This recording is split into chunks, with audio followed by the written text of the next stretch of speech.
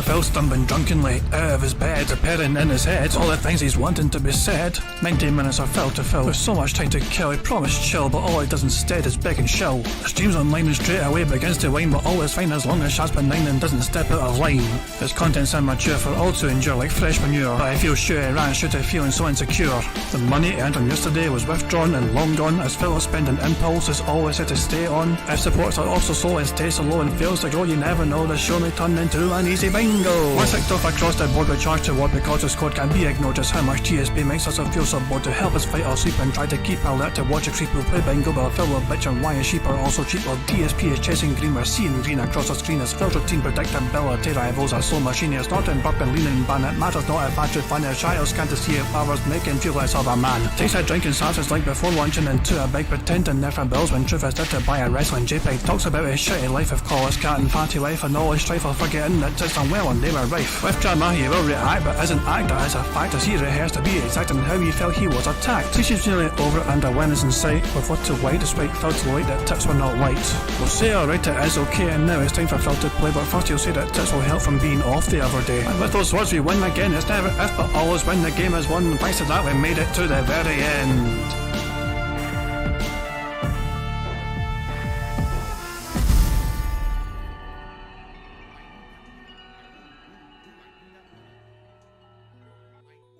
Hey guys, King Jad here, and welcome to DSP Bingo for what is today, Thursday the 4th of May 2023.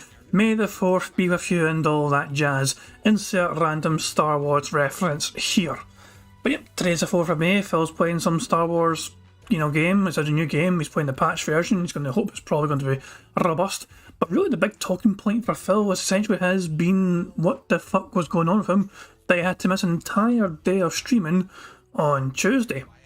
There was something up with Phil, he was not disclosing what exactly was up with him. He didn't say if it was a health issue, if it was a family issue, a medical emergency, whatever it was. Whatever it was keeping Phil away from doing his job on Tuesday. It kept him away for the entire day.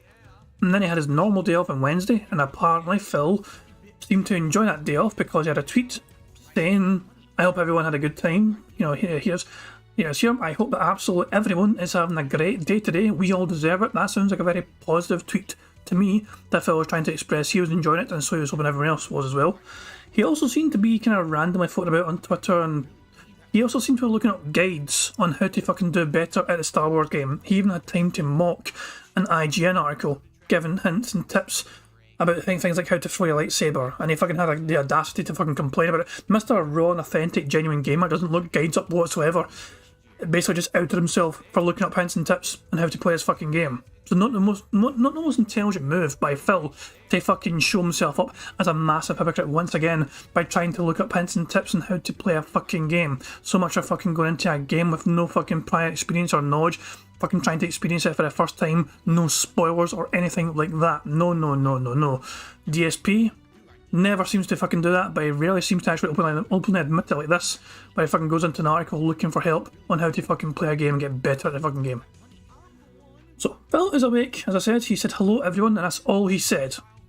Sometimes he's more chatty, he's more vocal with his audience. It's hard to gauge what kind of DSP we're going to get today. Will he even disclose why he was off? Who knows? We don't fucking have a clue. But all we can do is just fucking wait and see. I don't think he's going to fully disclose what was the reason for him being off. The more I think about it, the more I believe it could be something to do. I mean, I think Prophet said this on Tuesday, but he believed it was something to do with financials, like taxes. The more I think about it, the more I think that could be a plausible explanation. Well, obviously, if it's like payment plans change, like it's this, so Phil's got he's got to pay a whole bunch of back taxes as well, right? He's on a payment plan for all his garbage, and there's a possibility that they renegotiated the kind of terms and conditions to it. So it is quite possible they looked at it again and they fucking maybe done something to it, which Phil was not happy with. Who knows? But I don't think it's a health issue, because he probably would have said there's something up, and he probably would have alluded to that. It's a strange one. D-Dog had a strange fucking theory on Twitter. He said he thinks it's a job interview. I was like, what the fuck, Phil going for a job interview? Are you? Nah, no way. It's not. April Fool's is long gone, pal. It's not going to be a fucking job interview for fucking DSP. Even though it is damn time he got a job. Also, Phil was awake. at 4 AM, logging in to WWE Champions. TJ Gamebox spotted him, having logged in 4 hours beforehand, so when TJ got about, 8 AM Phil's time, whatever, and it said Down from the Rafters was online 4 hours ago, which would have been 4 AM, around about 4 AM Phil's time. So there we go. And of course there was a sign at AEW, and where is it? There is there.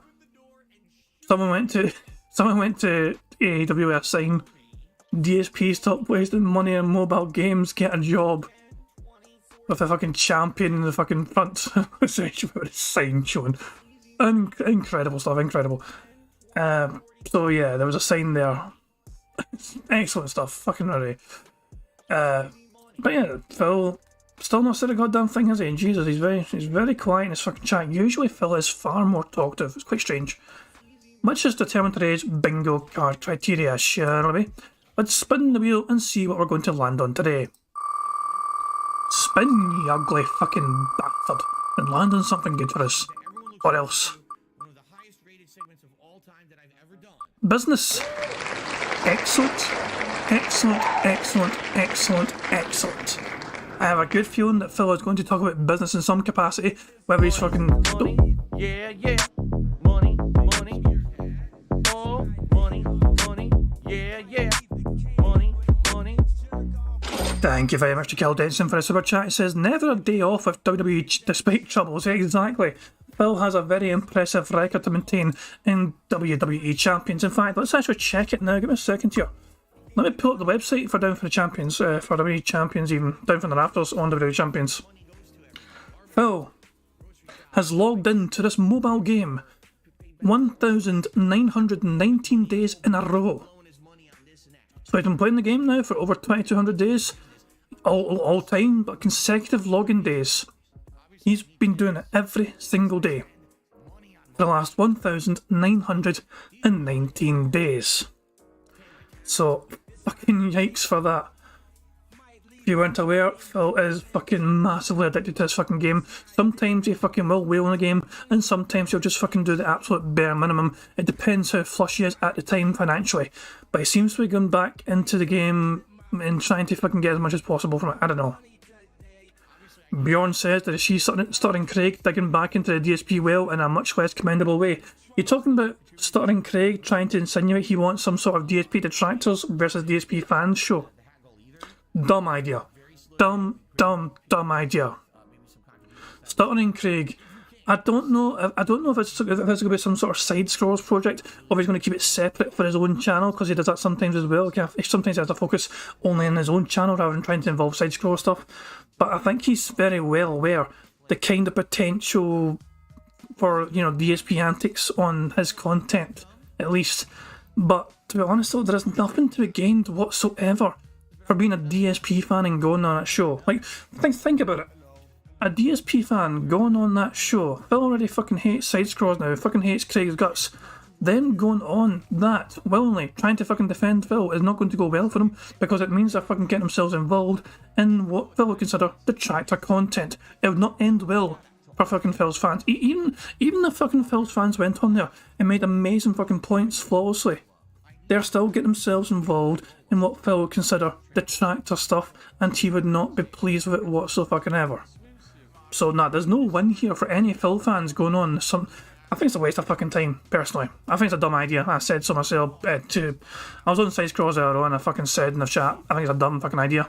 Just stick to what you're fucking doing. You done your Phil thing, you know what I mean? You can move on. Just move the fuck on from it. Oh, Phil's going to use the restroom, then he's going to start. He's busy creaming his hands. He's got to go and cream his hands before he fucking starts. Possibly saying is a video proof DSP's live yet. Well, I assume that's Phil typing. I mean, we'll have to wait and see when the fucking camera goes on, but I imagine that is Phil typing this fucking shit in his fucking chat. Anyway, business was what was picked when we spun the wheel. The poll seems to indicate a small majority want me to use DJ Reno's suggestion of running around as a centre square. We tried this once before, and unfortunately for DJ Reno, Phil did not do anything that day. So Phil has his day off every Wednesday. So on a Thursday, he usually describes what his day is like by saying that he was running around doing this and that. So DJ Renault wants me to fucking use running around as a centre square. We tried this once before, and unfortunately for DJ, the one time I used it, Phil did not go out that day. They stayed in that day because money was tight. And so they just stayed home and did very little and just spent time together. There was no running around. So Phil's day off tour that day was very short and brief and didn't involve anything remotely interesting. So that was unfortunate, but I think yesterday Phil did go out. Dashy says, if he fails, ban Renault. I mean, this is the second time I'm doing it, you know what I mean, for him. I feel he's confident, and I like his confidence, you know what I mean? And I think to be honest, I think he's right. Anytime Phil does go out, he does use the term running around. I think it's a good one to use. Phil, I assume, went out yesterday. He seemed to have a very good day yesterday. He tweeted about having a great, I hope everyone's having a great day and all that shit, you know what I mean? We all deserve it, that's what he said. Which makes me think Phil actually had a very enjoyable day off yesterday, which would have of course involved going out and doing things and spending money. So I believe that there's a good chance that Phil will say running around. D-Dog says 2 days off. I guess that's actually an interesting point. It could conceivably argue it's 2 days off Phil had. So anyway, we're going to stick with by bare minimum 54%, 55% really to 45%, 55 in favour of us using running around as a centre square. Very tight poll, but we're going to do it. But we need a number, guys. We need a number between 1 and 200.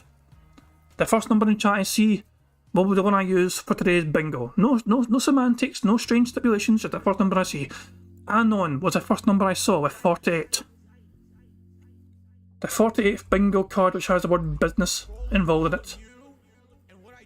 And here we go, it's going to be this one right here. The card on the left hand side is the one we're going to use for today's bingo fun and games. So I'm just going to quickly save it. Phil might be starting any fucking second. He apparently is close to starting, so give me a wee second just to save this card.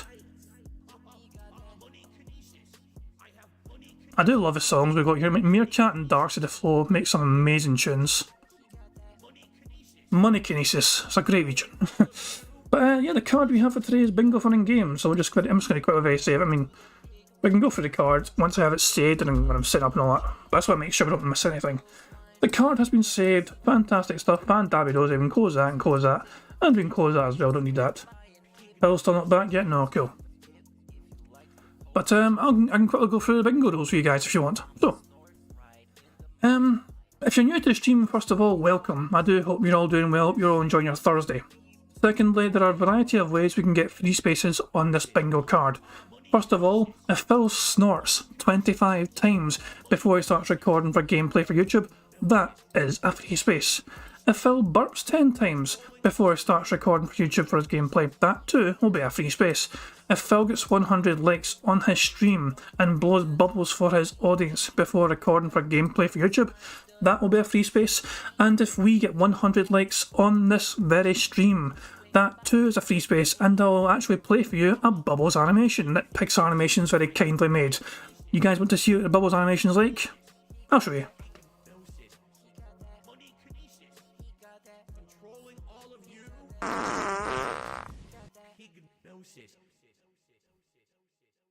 Oh, yo, that smells really, really good. I love it. Yeah, I mean, every fucking time I see that shit, it's like, oh my god, it's horrible, but at the same time, it's so fucking incredible and it's funny. It's horrible and yet funny. It's just crazy. So yeah, if we get 100 likes, I will play that for you in celebration as well as getting a free space for the bingo card. So yeah, I want to point out, I did not imagine that.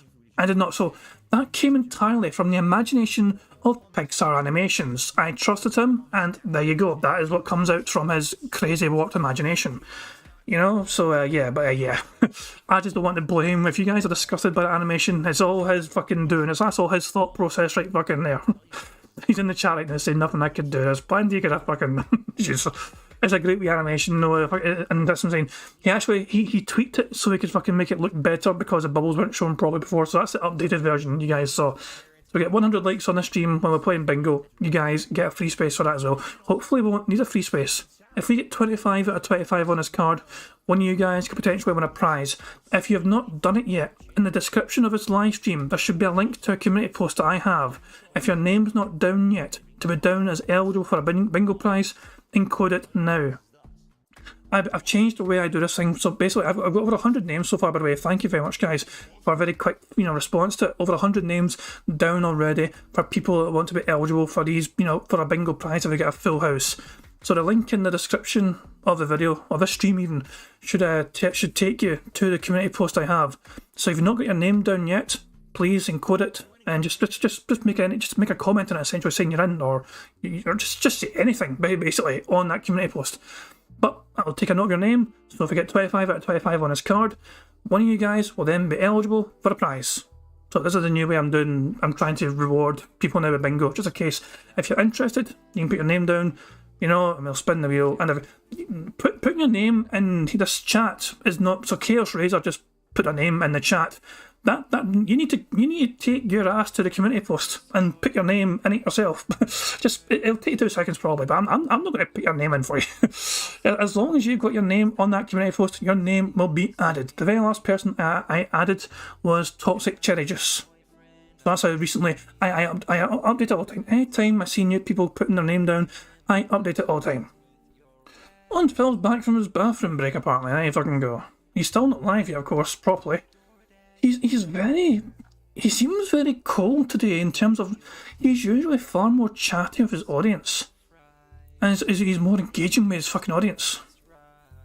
But yeah, today Phil seems very distant. And he's about to fucking begin the show. Guys, you guys all know the drill by now when it comes to bingo, please. If I miss anything on the card, please tag me in the chat and let me know. I can always pause and rewind and so on and so on and so on. There's no harm in doing that. 25 out of 25, one of you guys can win a prize. Let's fucking get this thing. Let's fucking go.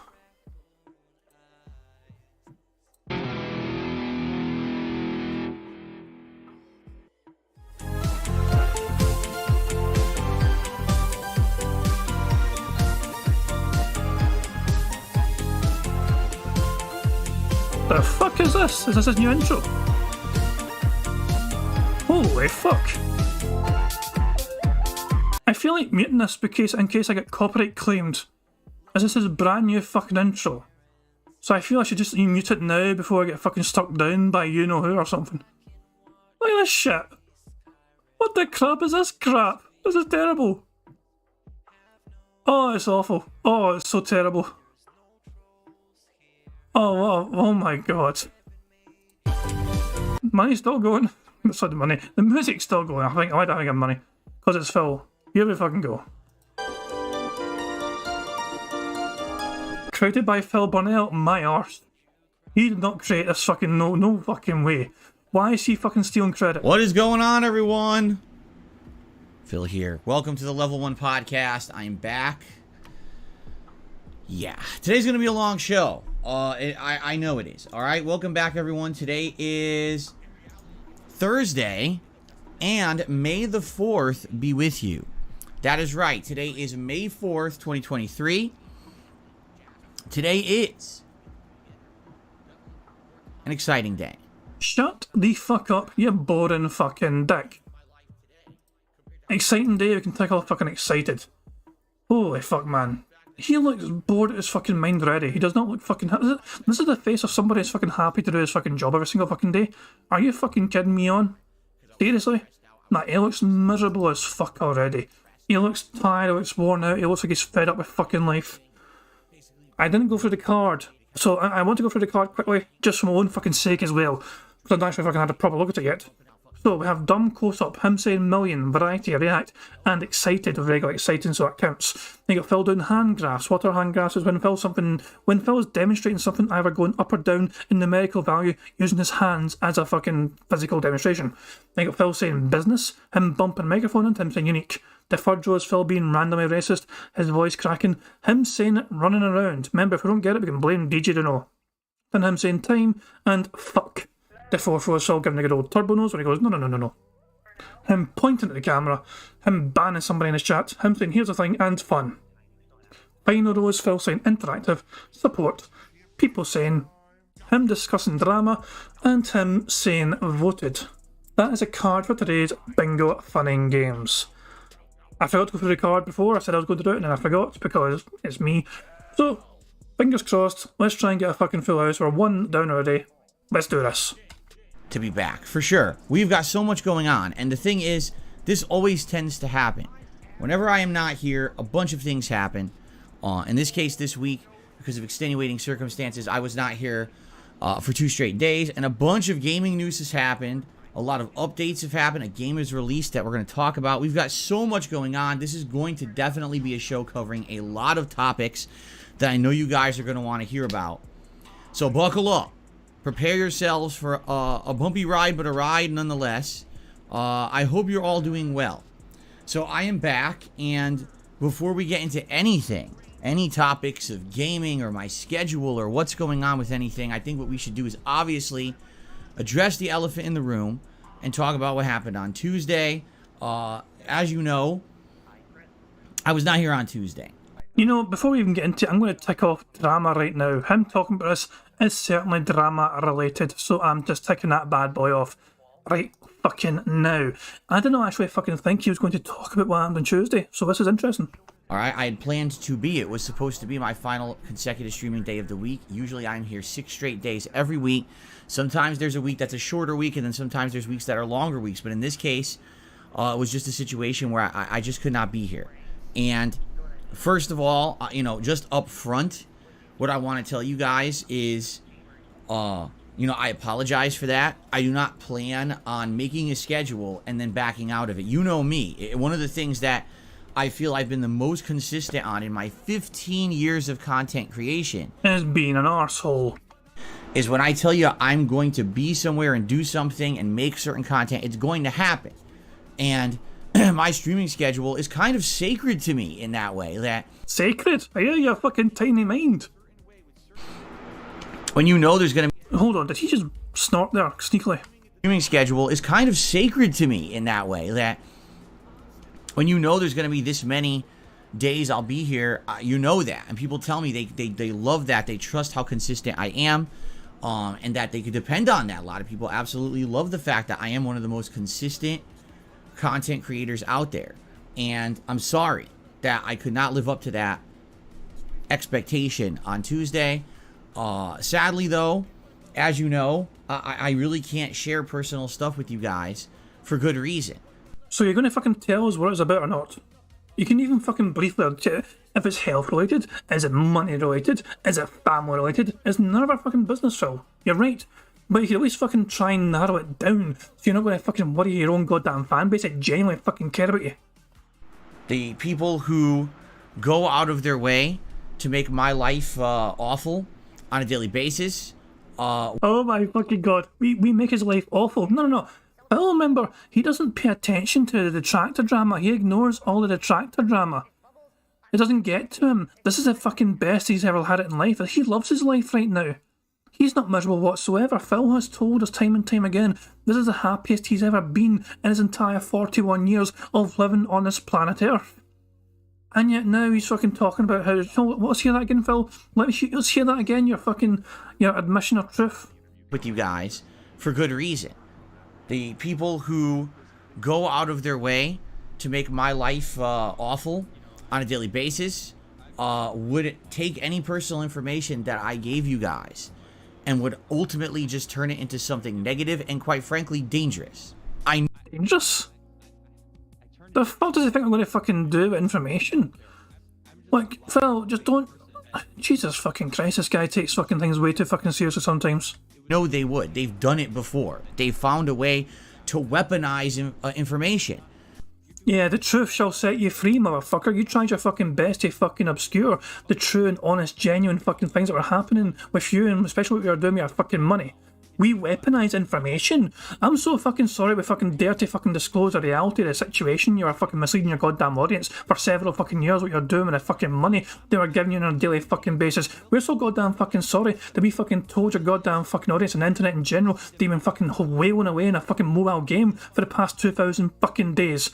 We're not, no, it's not our fucking fault you've got a fucking addiction problem, Phil. Deal with it yourself. Don't fucking cry about us fucking exposing you. for doing fucking dumbass shit on the internet. Things that probably shouldn't have been public that get made public, and then they just won't let it go.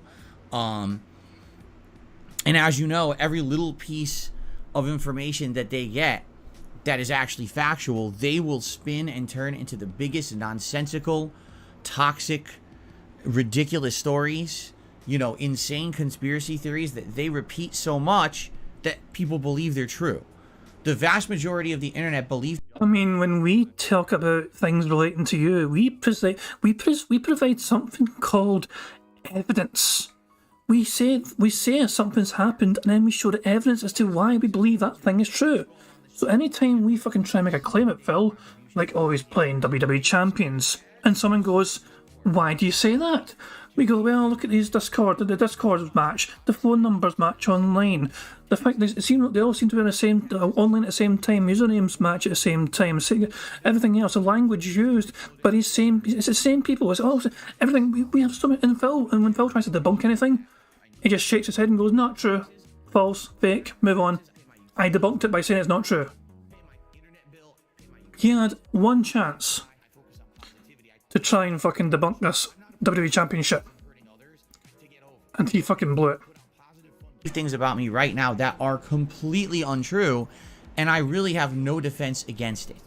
So, in this particular case, I'm very, very sorry that I couldn't be here Tuesday. I had every intention of being here.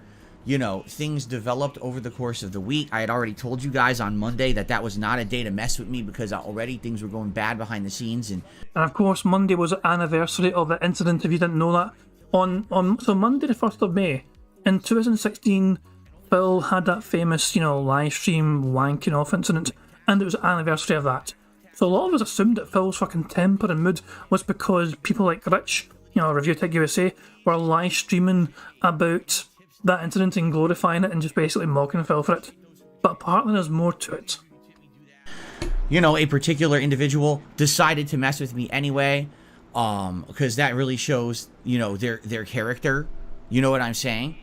And then, I went through with my streaming day on Monday pretty much as normally as I could, even with stuff going on behind the scenes. And it just so turned out that I absolutely could not be here Tuesday, and I'm very sorry for that. All I can really tell you is no, it was certainly not a good time. You'll have people say, oh, he had 2 days off. Oh yeah, 2 days off. There was a lot of pain, a lot of misery, a lot of emotions, a lot of bad stuff. It was not a good time. This is not me choosing to have an extra day off this week for good reasons. If anything, the only real positive shining light in all of it is that my wife is with me. So it's not a divorce saga then? I mean, it's hard. See, I don't know. I still think this is something financial related.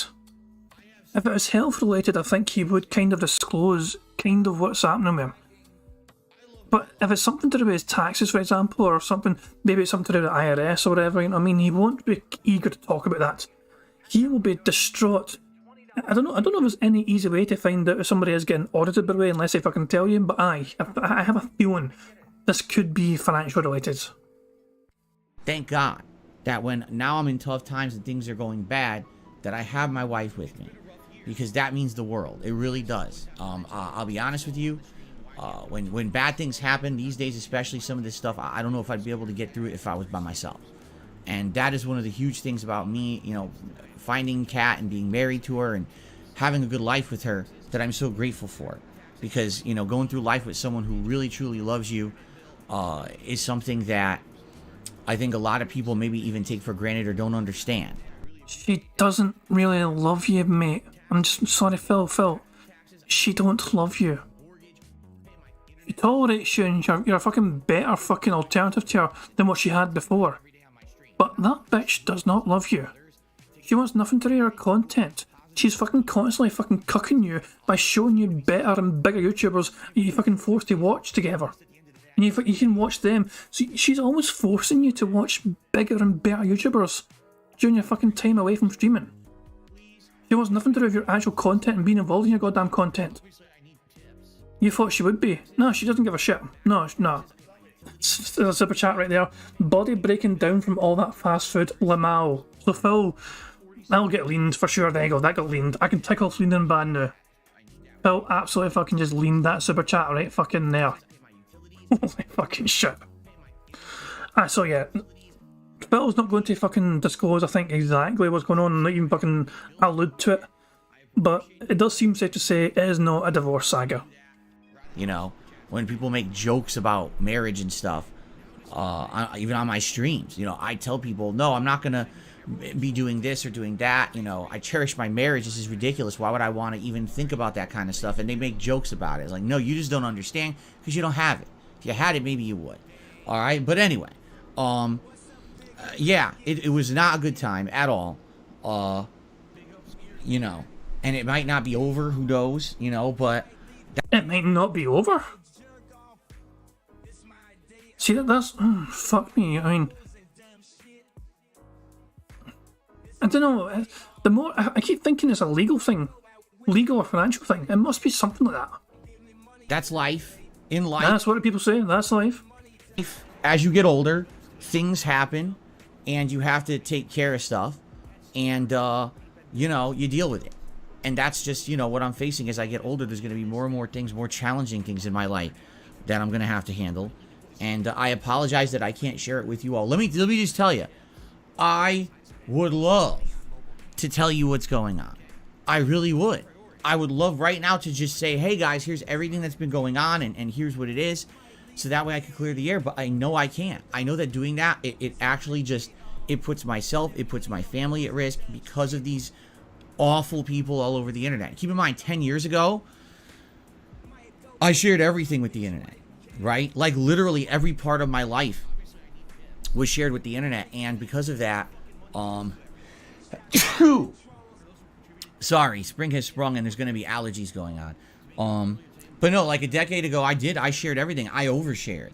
Like literally every single piece of stuff that I had in my life, I would share with you guys constantly. There's a couple of contrasting opinions in chat. Liveville thinks that it's leaning towards a sick family, maybe death in the family. That's potentially true.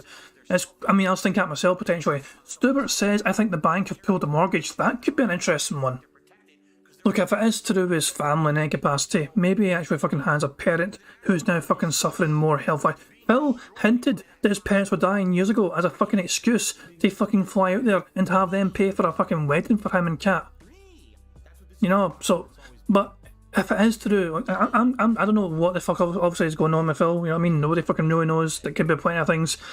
If it is actually related to his fucking parents and his parents' health, then by all means, I am quite sympathetic, and to an extent, because that's a horrible thing to go through. We don't know what's going on with Phil, we can only theorise, not shit, obviously.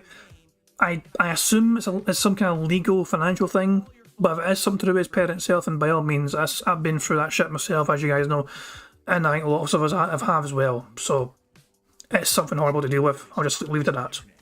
Right? And it definitely hurt me. It hurt my personal life, it hurt relationships I had, it hurt everything. And that's why I just can't do it anymore. All right? And I apologize for that. You know, today I'm back. Don't worry, I'm back. For as much as I can control this week, I will absolutely be here a 6-day streaming week like I normally intend to do. I'm going to try to be here in full capacity.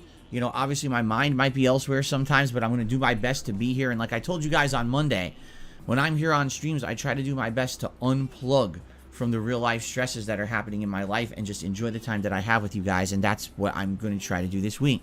You know, physically, I am exhausted. I'm worn out. My back is messed up with all this stress and a lot of fucking driving and shit that I had to do in the last 2 days. My whole back is messed up. Not my lower back, hopefully, you know, thankfully, but you know, my upper back. I must have hurt a disc, you know, in my upper back, and now I've got soreness and shooting pain and muscle tenseness all throughout my upper back. You know, just fucking de-herniate it again like last time. Oh, Christ, poor Stevie Dead. Stevie Dead screaming in chat, my back operation got cancelled yesterday. I've been waiting for this one operation longer than your back was fucked, and I still... Jesus, poor Steve. Poor Steve. Yeah, yeah. Money, yeah. Money, money. Thank you very much, a prophet, for a super chat. It says, if it is his parents, he'd be licking his chops for that inheritance and be more excited. That's a bit... I mean, who knows what it fucking is?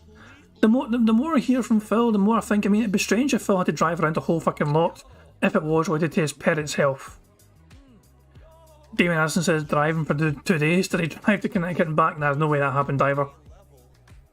Oh my fucking god. And poor Stevie Red. I've seen that on Twitter actually from Stevie Red about his back operation getting cancelled yet again. Not cancelled, but postponed. So technically it's not a cancellation, they just fucking moved it again, didn't they, I believe. But still though, you've been waiting for a long fucking time for that goddamn, operation. And Stevie Red's still done. That being said, the other day, he was still on it as usual, with his fucked up back and everything. And yet he's fucking, mostly Phil's complaining, but I had to drive more than usual, my back's sore. Jesus Christ, man, Phil's so fucking precious at times. Yeah, I don't know, it's hard to imagine. We'll see if Phil lets something slip today. We'll see if he fucking lets something slip about what it could potentially relate to, this fucking issue. And by the way, I'm going 1.25 high speed. We're going up to 1.25 speed. Now I've got soreness and shooting pain and muscle tenseness all throughout my upper back. If I even Oh yeah, sorry, someone said it does fucking count as fuck. It does. Phil said fucking, it counts. So that's good. I don't know who spotted that, but it was a very good spot, whoever said it. Sorry, it was Dasauce. XX Dasauce says it does fucking count for the fuck square. And Phil did say fucking. So, yeah. move the wrong way, it hurts. So, if you notice that I'm kind of moving weirdly or stiffly, I'm actually going to try to decompress my back right now. Oh, actually, that feels better already. So yeah, if you notice that I'm moving weird or whatever, that's probably what it is. And this is something that, it's even hard to sleep when you have back problems. I'm trying to find a position where I can sleep and not hurt my back. And that's just compounding everything else, because that's not what this is. It's just everything else plus this just makes it worse. It sucks, but what can you do? So again, I'm going to reiterate, all right, what I said on Monday. All right, please understand, right now is not a great time in my life. Because of stuff that I can't talk about. This would be a great time if you were just to be here to chill and enjoy gameplay and have a good time with me. That's what Pizza the Hut is saying in the new intro he did his Rig Heil, so Razorton should be marked. You know what? I like it, and you're technically right, so I'm going to take it. Money, money, yeah, yeah. Money, money. Oh, money, money, yeah, yeah. Money, money. Thank you very much to Otto Insane for the super chat, who says Velcro wallets being ripped open in sympathy. Yeah, Phil does seem, Phil was basically saying, look, I'm going to talk about Tuesday, I'm not going to tell you what happened on Tuesday, it's all behind the scenes, it's none of your fucking business, essentially. So, he's fucking talking about the elephant in the room by not alluding to what the fuck's going on. It's a strange fucking one, and yeah, he's perhaps doing his fucking best to stall as much as possible to try and gain as many, curiosity tips and, pity tips and sympathy tips as possible. can't talk about. This would be a great time if you were just to be here to chill and enjoy gameplay and have a good time with me. That's what it's all about. People who are here to come and try to be nasty and be stupid and troll, you are here at the absolutely wrong time. This is not a time where I'm going to feel like joking around like stuff like that. And you're going to find yourself permanently removed from my content if you're going to act like that. And I forewarned everyone on Monday. No. Bojangles with super chat and Phil chat. Hopefully you can get a liver transplant. They just got leaned. I think Bojangles is not actually a fucking detractor. I think they're a normal viewer. That name is regular, in my opinion. That Bojangles name. Jesus, man. Yeah, Phil does not have to fucking disclose exactly what's fucking going on, but he could fucking at least rule things out so his fans aren't fucking worrying about his fucking health. No one listened. These idiots came in from Review Tech stream and basically tried to ruin my content for the day. It didn't work. All right, all it did is a bunch of people got banned. He looked like a fucking clown, and that it's just you can definitely tell the difference between certain kinds of people. We'll just say that. So let's continue on. Money, yeah, yeah. Money, money. Oh, money, money, yeah, yeah. Money, money. Thank you very much to Barrett Wells, who said, oh, we had comedian side Phil before us. Barrett Wells, did you not see the brand new intro before the stream?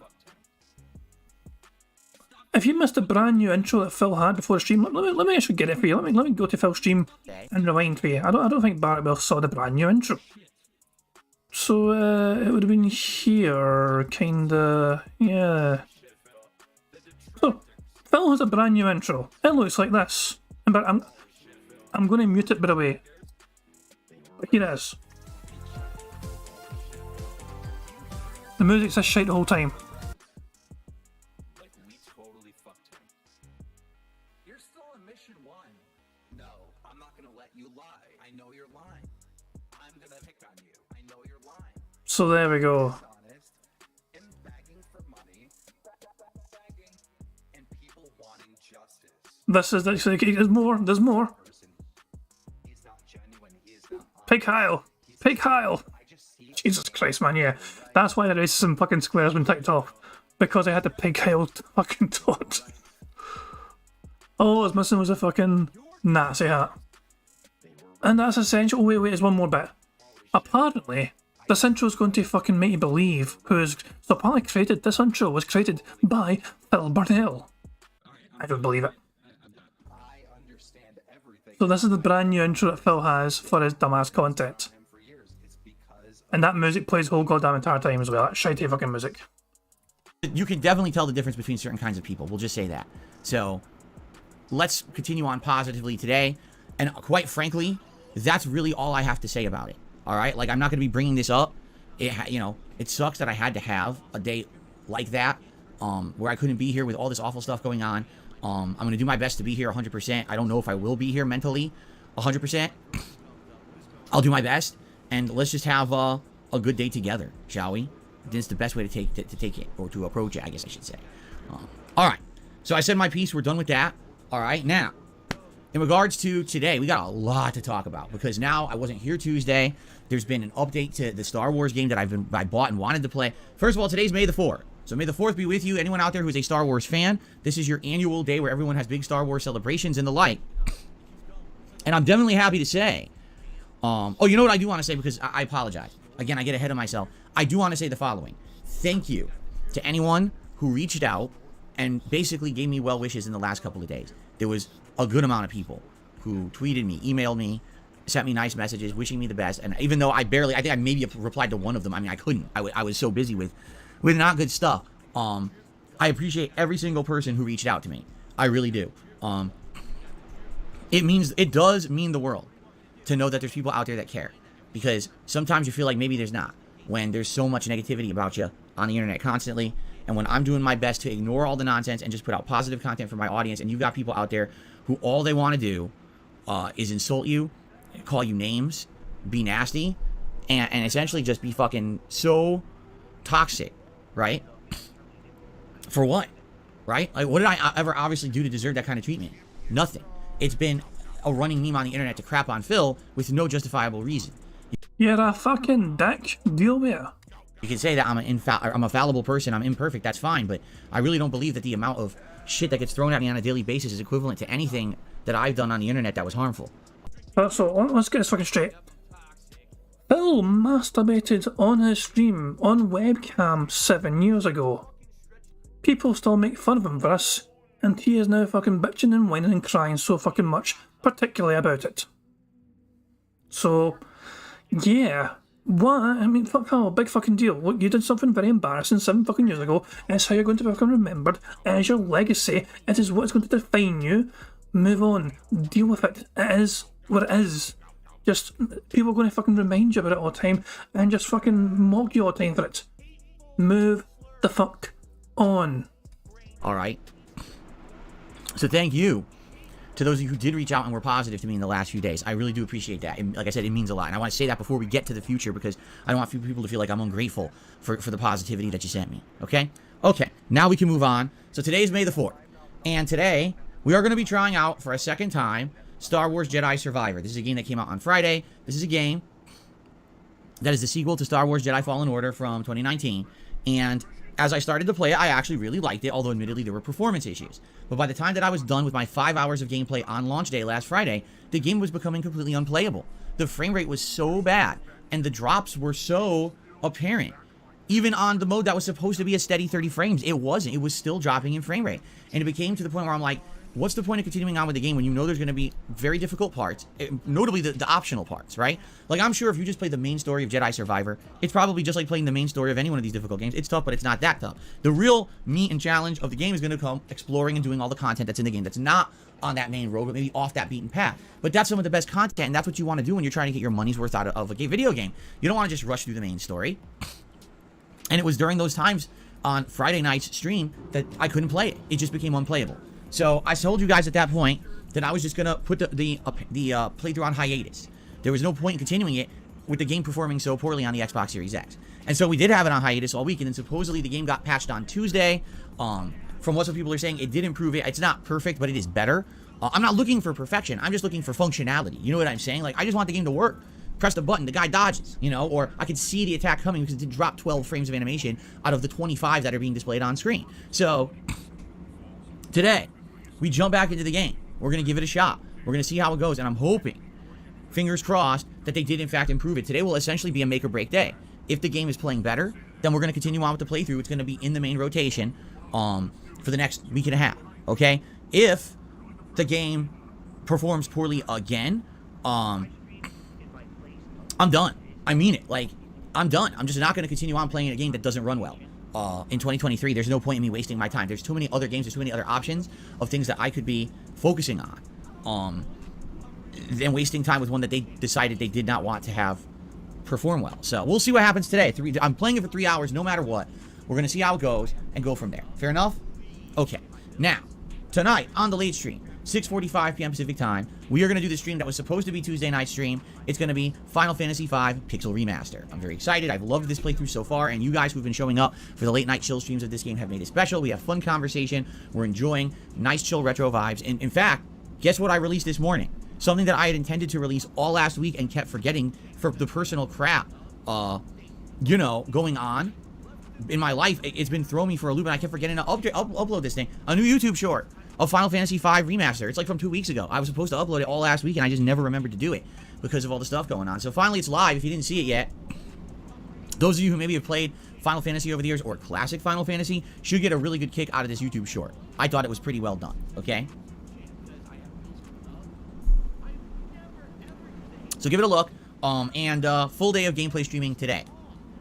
Now, obviously, now that I've been away for many days, as you can see, things like this happen. You know, we were at almost 700 members, you know, back on Sunday. And now over the course of this week, all this stuff going on, me not being here a whole day, you know, what's going to happen? So today, great opportunity. Maybe you want to renew your membership or support the channel. That would be great. I get the feeling we'll probably have a few more people today just because I'm back, and that's not a normal thing that I wouldn't be here. Thanks to anyone who supports the channel today, okay? Now, let's continue on with what I plan on doing for the rest of the week. Tomorrow, I'm going to return to Elden Ring, which has been a great playthrough, and at this point now, we're having a ton of fun with this playthrough. We have unlocked all this optional content in the game that's very meaningful. You know, last time we did Nokrin and a few other optional things. I can't remember exactly what we did. We did a lot of the optional content, which is really cool. Tomorrow, we're going to be continuing on with either Noxtella or... I wasn't really paying attention to Phil's hand movements there. Did he demonstrate hand graphs there for going down in members? Like, did he go from high to low? So give it a look. Many days, you know, back on great opportunity. Maybe you want to renew a normal thing that I wouldn't support it. It's a lot of full day of gameplay streaming today. Now, obviously, now that I've been away for many days, as you can see, things like this happen. You know, we were at almost 700 members, you know, back on Sunday. And now over the course of this week, all this stuff going on, me not being here a whole day, you know, what's going to happen?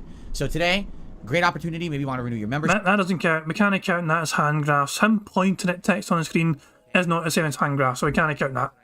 Or support the channel. That would be great. I get the feeling we'll probably have a few more people today just because I'm back, and that's not a normal thing that I wouldn't be here. Thanks to anyone who supports the channel today, okay? Now, let's continue on with what I plan on doing for the rest of the week.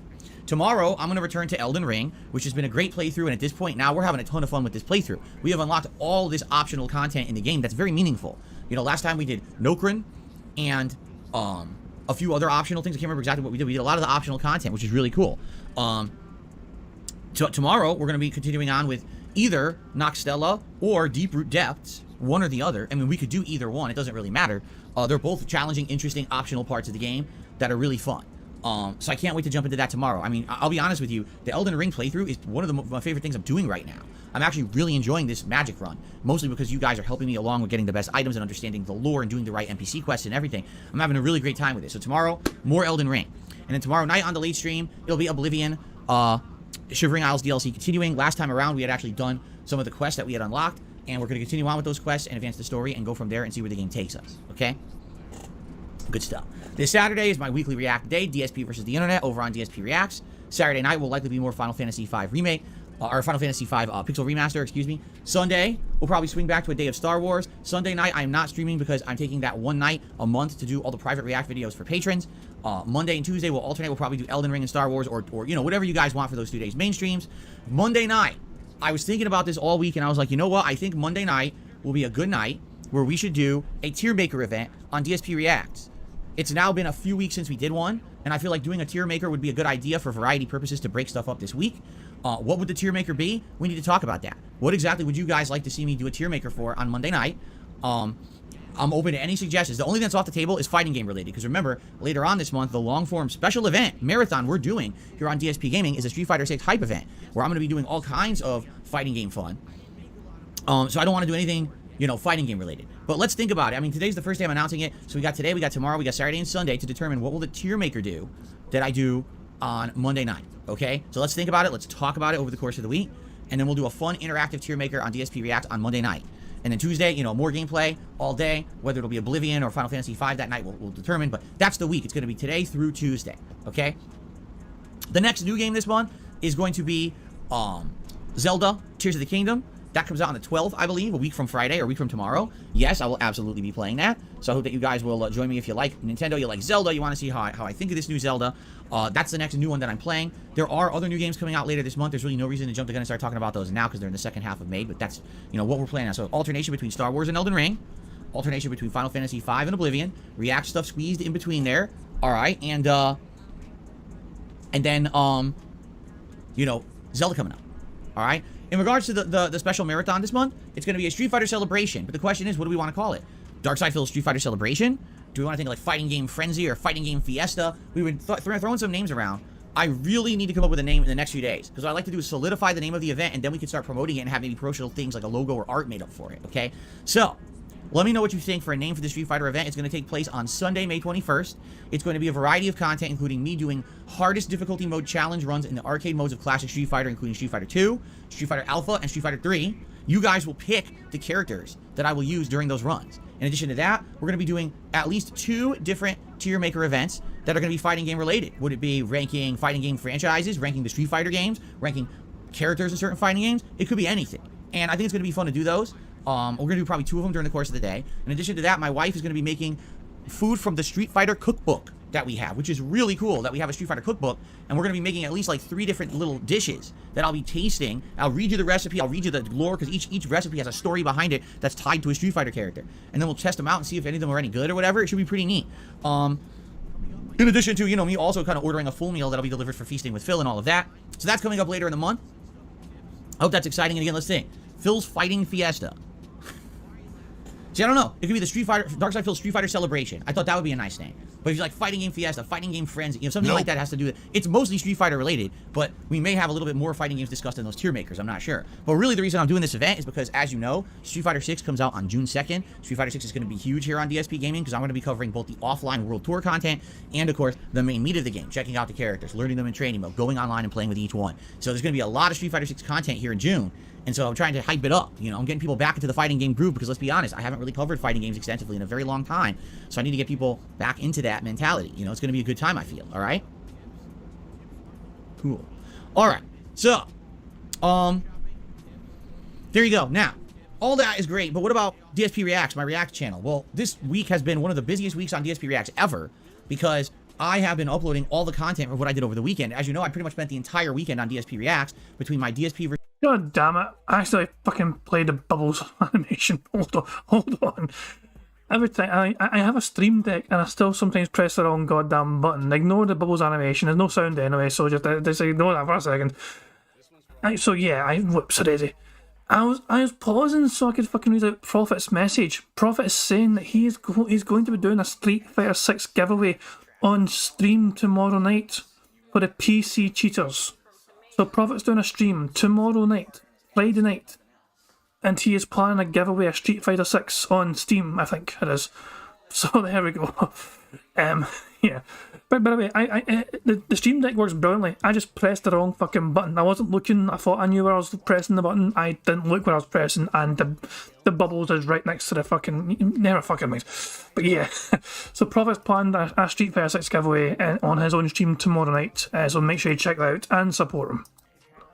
Versus the Internet Clip Show on Saturday, and then the long form React event we did on Sunday, which was the Internet Historian YouTube channel. So every day there's been a clip show uploaded and a big long form hour-long video of the Internet Historian React stuff. And here's what I've seen. People seem to be enjoying it, but it seems like everyone watched the first video, which is the Fall of 76, and a lot of people didn't like carry that over to the others. And I don't know if it's just too much in a short period of time, or maybe people just thought that it was one video that I was reacting to and didn't know that there were more. Because if I take a look at the channel, all right, let me take a look here. Hold on, because I'm going to tell you right now. Oh, I'm looking at the wrong thing. Hold on. Sorry about that. I'm looking at the wrong darn thing. Okay, here we go. So I hit content. Yeah, so basically, the first video, all right, has done great. 2,000 views in just a few days for the Fall of 76.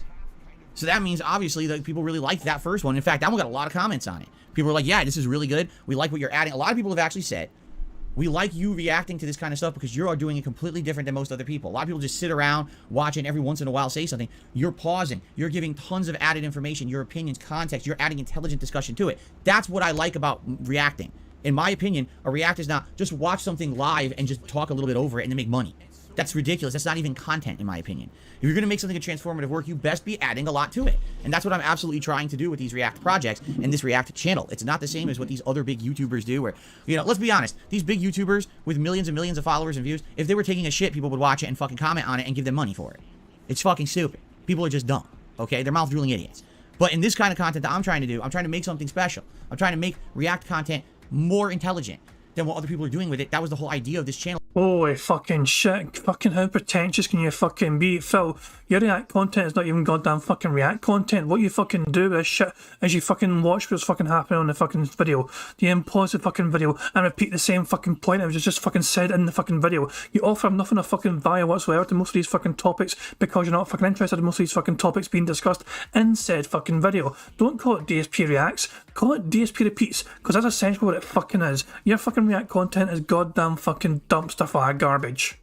That I'm going to do it different. I'm going to put effort into it. I'm going to actually work instead of just take a day off to talk over someone else's content, which is what most people do. You know, the people that fucking restream me live and comment over it with zero effort. Yeah, and all the mouth droolers that watch that shit. Yeah, I'm not like them. Okay. Apparently I'm a fucking mouth driller because I fucking pause and fucking talk about how Phil's such a dumb piece of shit while trying to entertain you guys, eh? Are we all mouth drillers, guys? I guess we're all fucking mouth drillers, but at least my fucking audience is having a lot more fucking fun than Phil's audience here. Phil's audience fucking chat is moving so goddamn fucking slow you'd think that shit was fucking frozen. God damn it. Okay. We're just playing bingo, baby. So, I'm happy that you guys are enjoying, but like, just to give you some perspective, the Fall of 76, 2,000 views. People are loving it. Part 1 of the Cost of Concordia. This was the 2-hour react I did because the video was like 50 minutes long. Part 1 is 1,000 views. All right, Part 2, just under 800, okay? The Engoodening of No Man's Sky, so far, not even 24 hours, has almost 900 views. Maybe the Engoodening of No Man's Sky will do better. I'm actually thinking maybe it will, because maybe what it is that people are enjoying seeing me react to gameplay stuff more than non-gameplay stuff. You know what I'm saying? That's what I'm thinking. So, yeah, you know, all I think is, we'll see. Let's play it by ear. Let's see how the week goes. All right. And go from there. All right. And I'm curious, you know, looking at the stats and everything here, I'm curious, quite curious, if that's really what it is. Now, the thing is, I really enjoyed doing that content for you guys. But at the same time, like I told you, what I told you is, I don't know how exactly I don't know how exactly people are going to take these long-form react events. Sorry, because I was reading stats and I got distracted with some comments. I'll be honest, it didn't go great on Sunday. Like, the live stream didn't even do as well as if I had done 2 normal streams, meaning in support. It was funny because people showed up, people engaged, but people didn't necessarily support, okay? But Phil, I didn't think the money was that fucking important compared to you making such meaningful, positive, fun, interactive content. And I was wondering why. And a lot of people were like, well, it's because you just did react the day before, now you're doing 2 days of reacting. Other people were like, well, we like the long form react stuff, but maybe you're doing it too often. There's a lot of opinions, all right? So today is the final part of the Ingoodening of No Man's Sky. That's going to go live on the channel. And then tomorrow is Friday. So Friday is going to be the Feasting with Phil video, which is me having Indian food, which was a crazy good Indian food feast. That was really fun. And then it's going to be a special vlog where I just talked with the audience for half an hour about the future of DSP react. Money, yeah, yeah. Money, money. Oh, money, money. Yeah, yeah. Money, money. Thank you very much to Nolan O'Malley for the super chat, who says, when do you think Phil will give up on DSP Reacts? I don't think he's going to give up for a while, because the fact of the matter is he's still got over 100 members on there, which is some good money. He's getting like fucking, what? It's like, he gets half of that or something. He gets like $3 a membership, doesn't he? Because YouTube take a 70% cut of these things, and it's like $4 per membership. So he's still making a few $100 per month on his fucking Reacts channel just from memberships alone. And then, you obviously fucking he does streams on it as well, and sometimes people will tip that way and support. He will still keep doing this content. I think he has no choice but to keep doing it. There's no way that Phil's going to stop anytime fucking soon. Because the alternative is he fucking has to fucking put all his eggs in one basket and focus on DSP gaming and keep playing games. And it's clear as fucking day. Phil is not as fucking passionate about video games as he fucking used to be. He is looking to try and fucking diversify, aka he's fucking trying to fucking give himself a break from playing games every single fucking day. He fucking loves it when he gets to a fucking Saturday and he doesn't have to fucking play video games. Well, he's not during the fucking day anyway. He can have some sort of chill stream at night or some bitch. But nah, he's fucking blissful to not have to fucking worry about playing goddamn video games all the fucking time, because he hates that shit nowadays. He really fucking does. Then it's going to be a special vlog where I just talked with the audience for half an hour about the future of DSP Reacts and the state of it and how it's going right now. Within, what has it been, about 3 months now that the channel's been live. And I talked about a lot of things, about how these different things went with, you know, the different shows, what I think is doing well, what I think is not doing so well, and ideas for improvement. And what I really need is feedback on that video. That video is going to go live tomorrow. So I hope that people who are subscribed to and or actively watch all the content on DSP Reacts will share their feedback, because that feedback will be very, very critical to the future of the channel. Like, I need that kind of feedback. All right. And yeah, if you could, please leave comments on that video when it goes live tomorrow. Let me know, what did you like on the channel? What don't you like on the channel? What could be improved? How could it be improved? Is there new content you want to see on the channel I'm not doing? Is there content on the channel you don't think is working? You know, I'll be honest, some of the content I don't think is working are the reviews, which is hilarious because people ask me to review stuff for years. Yeah, fucking review recent shit, you fucking dinosaur. Nobody fucking wants to see you fucking review some fucking movie that was made 3 years ago, you fucking dumbass. No, review current content that people are talking about, that people are actually fucking thinking of and seeing themselves in modern day media. Why do you fucking wait until like fucking 3 years to review something, Phil? No, review content in general is not too bad. It worked okay for Last of Us, Phil. Then the show ended and you were fucked. No one always says, I just remember how fast the DSP gave up on KO Gaming. That was different. Phil gave up on KO Gaming because he got demonetised on there. His ad revenue on KO Gaming plummeted because he was using too much negative language and everything else, you know what I mean? Even though it was edited content and he'd done well for a little while on KO Gaming, the ad revenue fucking basically got disabled for a while because of the fucking content he was making was mainly negative because he was shitting all these fucking games. So he gave up on KO Gaming simply because he was not getting any money from it, and Phil said, fuck that shit, there's no point in putting any effort into this channel if I'm not making money. Phil is still making money in fucking DSP Reacts, aka the King of Hate vlogs, so he will keep using that. And years. They said, well, you watch shows and review them. And I kept telling people, I'm not a reviewer of anything but video games. I don't review TV. I don't review movies or anything. The few times I did were like Iron Man 2 and Inception. We're talking movie reviews I did over 10 years ago. People liked them. I never did them again. So now I bring this content back directly because of your requests. And it seems like the only stuff that did well was me reacting to The Last of Us show. I wonder fucking why, Phil. Is it possible because it was fucking current, relevant media that other fucking people were actually watching at the same fucking time and reacting to and engaging in?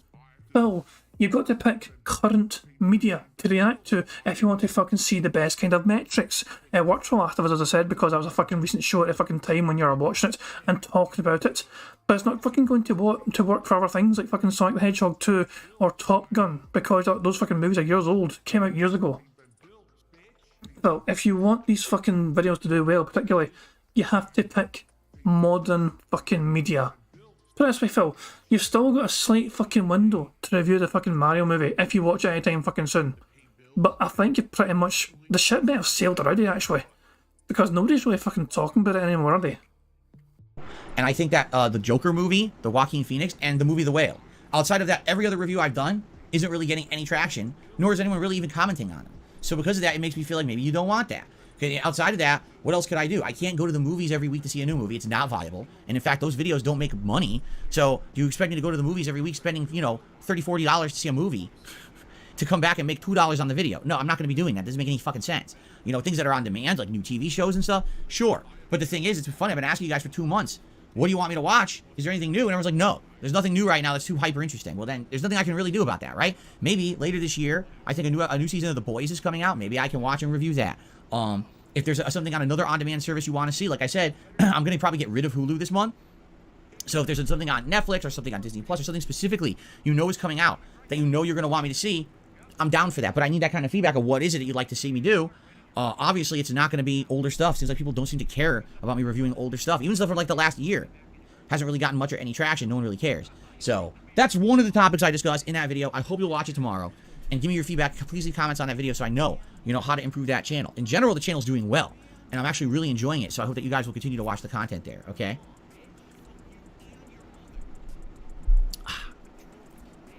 Okay. So that's what's going on. Schedule-wise, I think this is an exciting week. I'm getting back into the swing of things, full-time gaming, continuing on with Star Wars, which hopefully is good. Now, you may have noticed in all the things I just mentioned, there is one thing I have not mentioned, and I'm going to address it now because I don't want people to think that I've just decided to drop it. Oh my god, we didn't get Phil's day off story. Ladies and gentlemen, let's talk about Redfall. Alright, Redfall is a game I forgot about that piece of shit game. that came out on Tuesday on Game Pass. It is the next or the latest game from Arcane Studios. This is the same studio that made Deathloop, the same studio that made the Dishonored games, the same studio that made Prey, the same studio that has made countless good games. Okay? Redfall is fucking garbage. I can tell you that because my wife played it. But you didn't play it, Phil, so you have no personal experience of whether a game is good or bad. And I watched her play it, and it was the biggest waste of about 90 minutes that I think the two of us have ever done in our lives. Oh, come on, Dave, Phil, I'll show you a fucking thing. You two have done far more fucking wasteful activities together, I'm certain. I mean, come on, fuck, I'm sure a lot of us can imagine those fucking two doing things which are a far bigger waste of time than her fucking badly playing Redfall for 90 fucking minutes. I'll let you use your imaginations. I couldn't fucking believe how bad that game is. So I'm actually glad I didn't waste the whole stream on it on Tuesday, because I probably would have been upset that I wasted your time and my time on that. That game is completely unfinished. You can tell they didn't finish development, but they just sold it anyway. I mean, I can't imagine who's working at these companies looked at that game and said, this game is done. It's not even close to being done. It's got assets in it that literally don't even activate properly or do anything. So here, yesterday, my wife and I finally sat down after a lot of stress and we had some time and I said, let's try Redfall, right? Because I didn't get to play it on Tuesday. I said, let's do it together. Let's give it a shot. So she downloads the game, and first of all, they make you make their stupid Bethesda online accounts. Like, wait a minute, but I just want to play it single player. No, you still have to make a Bethesda online account. I don't want to play it online. I just want to play it for myself. You still have to make a Bethesda online account. So step one is a fail. Step one, you should be able to play the game however you want. Don't waste my fucking time if I don't have any intention of playing this game with other people online. Don't make me create an account. But they force you to anyway. The game is a piece of shit right from the get-go. Alright? So you make a worthless account you'll never use. You'll log into it. And immediately you notice the graphics are terrible. The first scene is you see yourself on the ground, and you look at your thumb, and your thumb is all blocky and shit, like it's on a PS2. I was like, what? So she gets up, she starts walking around, we're just looking around in the environment. The textures are all pixelated and fucked up. There's things like posters on the wall that are completely blurry. They never bothered rendering them properly, or they just don't render properly at all. You know, the gameplay is atrociously bad. It's just like, you think, oh, this is the kind of game it's going to be like Dishonored, so you're going to use stealth, and you're going to use takedowns. None of that. The game is literally just run and shoot everything. There's nothing to it. Like, run and just shoot everything, blow it away. Well, that's your kind of fucking game. Anyone that watched Phil play Metal Gear Solid 3, he started enjoying the game when he had unlimited ammunition. And he had fucking, it was on the rails as well, so it was basically steering them, directing them towards all the enemies that they fucking shoot. He had fucking like Eva fucking driving the motorbike, and Phil's got an unlimited fucking capacity machine gun. And he just fucking screams like, yeah, no, this isn't my kind of game, this turned into my kind of game all of a sudden. And it was the most depressing thing you could fucking hear a gamer say. For him, you know, Metal Gear Solid 3, amazing fucking game. The one segment where it turns into an on-the-rails shooter with unlimited ammo, Phil fucking gets a wee fucking mini erection and goes, this is my kind of game now, yeah. Holy fucking shit, that's the kind of gamer that Phil Burnell is, everyone. And he's bitching and whining about just fucking running and gunning, when he fucking loved that shit back in like fucking 2010. And when you have the ability to, if you're fighting a special vampire, you impale it with a stake to kill it after you've shot it enough that it's weakened. That's literally it. Oh my god. So, you start walking around this open world environment. It's completely empty. Like, the streets are completely empty, and their justification, oh, the vampires took over. So where the fuck are they? There's nothing there. It's literally an empty city you're walking through. The streets are completely empty. And then it's hilarious. So, our first encounter, when do you hear this? She's in the open world, alright? Ever? First encounter? Bitch, Cat was playing the game, not you. You were the fucking bystander who was bored with nothing else to fucking do. Her first encounter. And she had just started walking around the open world. And we see... Oh, walking around the open world. If she was running around the open world, I could have ticked that centre square for DJ Reno. Unlucky, pal. We still don't have running around. What appears to be a vampire, we can't tell. He's standing in front of a house, in the air. He's got 3 what appear to be force field shields rotating around his body. They're like neon blue. And he's just standing there in the air floating. He's not moving. He's not making any noise. He's just standing up there floating. And we're looking up there like, the fuck is that? And we're wondering, is it a glitch? Is it not supposed to be there? You know what I mean? Like, is that even an enemy? Because we haven't encountered any of the enemies yet. We don't know what it is. So we're just kind of like staring at it, like, what the fuck? So she walks by the house, and as she walks by the house, the game disappears that thing, and he appears in front of her with like an animation. So what was supposed to happen was that asset, that enemy was supposed to be off screen somewhere, and was supposed to scripted jump in front of you and attack you as you walk down the street. But they couldn't even put it in a place that made sense. They put it in front of you, floating in the air, so you don't even know what the fuck you're looking at. And this was all over the city. This wasn't like once. This was like all over the city. There were enemies just floating for no reason, fucked up in a wrong spot. It's like, what the fuck is this? She goes to the first hub in the game, all right? And there's a ton of NPCs. Oh, cool. So you talk to each NPC. Each NPC will probably have a role. You talk to the first NPC. Did I press the button that said, let me try this again? Blech. What? Press it again. What the fuck? That's all the NPC says. It literally has a talk option for a guy to cough and spit at you. The fuck? And it's like half the NPCs are like that. They have nothing programmed into them. It's obviously they intended that these NPCs were going to have a function, and they never bothered finishing programming the function, but they had to get the game out. So you have tons of just non-functional NPCs standing around doing literally nothing. And apparently they all have a bad cold, because they all are making weird bodily function noises. Like, what the Remind you of anyone? Mr. Snorting and burping a whole lot? hell is this? It's just so fucking bizarre. And then the combat... I can just imagine Phil just sitting there, watching Cat play this game, going, imagine fucking being around this kind of environment where people are just making strange bodily fucking noises at you all the goddamn time. And he fucking says this while fucking snorting and burping towards the fucking screen. And Cat's like, yeah, imagine that. That'd be a very strange that'd be a strange fucking situation to find yourself in. Just being surrounded by strange bodily function noises 24/7. That'd be very strange, wouldn't it? D-Dog says that Phil said he pressed the button. Oh, how about we rewind it to see, did Phil say that he pressed the button? Did he change the story? Did fucking Cat give Phil the controller to give him a fucking try? Let's see. That's okay, let's rewind more, just a bit more. This fucking face. Have a role. You talk to the first NPC. Did I press the button that said, let me try this again. Blech. Did I press the button? What? Press it again. What the fuck? That's all the NPC says. It literally has a talk option for a guy to cough and spit at you. The fuck? And it's like half the NPCs are like that. They have nothing programmed into them. It's obviously they intended that these NPCs were going to have a function, and they never bothered finishing programming the function, but they had to get the game out. So you have tons of just non-functional NPCs standing around doing literally nothing. And apparently they all have a bad cold, because they all are making weird bodily function noises. Like, what the hell is this? It's just so fucking bizarre. And then the combat, from what I've seen in the reviews, the reviewers all say, well, if you play this game with a team, it's piss easy. Because apparently the difficulty doesn't change if you play it solo or with a team. It's the same difficulty no matter what. So if you're playing with a team, you literally just walk through the streets, and as enemies will be floating in front of you and then teleport in front of you. You wipe them out in 2 seconds and you move on to the next area. There's just no challenge to it at all. It's terrible. Well, guess what? My wife was playing in solo. It's the complete opposite experience. Immediately, enemies start mobbing you, and you have no way to stop them. There's nothing to get them off you, so you just die and die and die over and over. It's like, what the fuck is this? You know, the moment you get one of the special vampires, because there's special vampires that have special abilities, the moment one of them shows and does like a grab attack, you're fucked. You have nothing to stop them, because everyone else is already beating you up. And by the way, healing is not instant. When you hit healing, it takes a bit to heal, so you can't even heal because you're getting hit by 4 directions, and then you just ganged up on and destroyed. So you either play it single player, and the game is a buggy piece of shit unfinished mess that's too hard and not fun, or you play it multiplayer, and it's a piece of shit buggy unfinished boring mess that's too easy. There's literally no medium to the game. And by the way, the graphics are terrible. They really are. Like, they're atrociously... You said that already.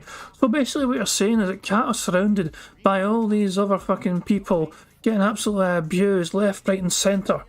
To you it felt like it'd be strange, but I think Cat's kind of used to that experience by now. Bad. It runs at 30 frames or less. When the enemies start to gang up on you, the frame rate dips even further, making it literally unplayable. Like, the enemy will teleport in front of you. Oh, okay, you try to shoot him. Now another one's coming out, and all of a sudden the whole screen chops up. You can't see what's going on. Dead. Like, what the fuck was that? How was I supposed to defend myself? I couldn't even see what happened. It was like the game just went dead. So that's the game, in a nutshell.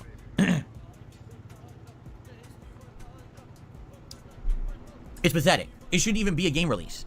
It's obvious the game isn't finished. When you have floating enemies, NPCs with no dialogue, there's nothing here that screams the game was done. I don't know, again, who is working in charge at these studios, whether it's Arcane or Microsoft, because Microsoft owns Arcane. How the fuck are you in charge and let this game be released? I just don't get it. The moment they said, oh, we're releasing it, but it's only 30 frames. We couldn't even get it to run at 60 frames yet. We'll patch it later. Are you seriously not seeing that's a red flag? The game's not done? Like, why would you release it? You have to be insane. And they are, apparently. I mean, this is a joke because here's why this is a big problem, okay?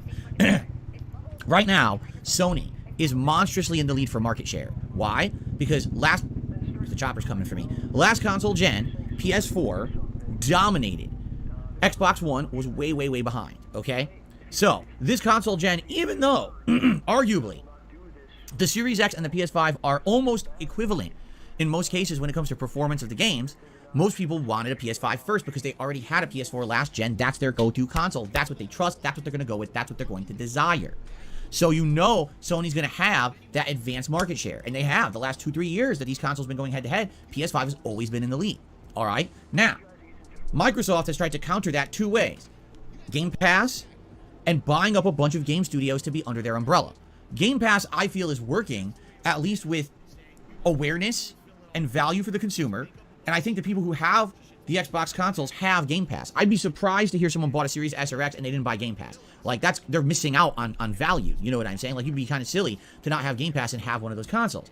So that's great. But the other thing that's now the problem is we're starting to get the first slew of games coming out from these Xbox-owned studios. This was supposed to be like the first of many games coming out since Microsoft bought up everyone. And this is the first one, and it's terrible. All right? So now, on one of the game news things we're going to talk about today is that Microsoft is about to have a big event coming up in June. It's going to be what would have been their E3 event, but there's no E3 anymore. And it's going to be all Microsoft exclusive games and a big Starfield expose. We'll talk about that in a few minutes when I get to game news. We'll talk about the specifics of that, okay? But basically, from what I'm seeing here, all right, we really need to get, how can I say? We really need to get some buy-in and some good faith towards Microsoft. Having Redfall come out like this week literally did the opposite.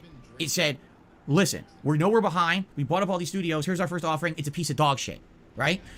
So, this is not good. What they need to do now is start pumping out information about games that will be polished, will be fun, and will be worth playing. Because I'm going to be honest with you. When you take a look at Starfield, what we saw last year was not promising. What I saw of Starfield last year was we already took existing assets we have from games like Fallout, and we slapped them together with assets from No Man's Sky, which isn't even our game, but we just copied all the ideas from that fucking game, and we made a hybrid game that's basically 2 games in 1. That doesn't mean it's a good game. It just means you copied someone else. And by the way, No Man's Sky is not a great game. It's a functional game, and it's added a lot of content over the years. But when it took 6 fucking years for it to deliver on its promise, that's a problem, right? So now if all you're going to do is take No Man's Sky and add Fallout elements to it, that's not a great game. That's something we've already played before. If you're going to make a new IP, we want something that literally is new.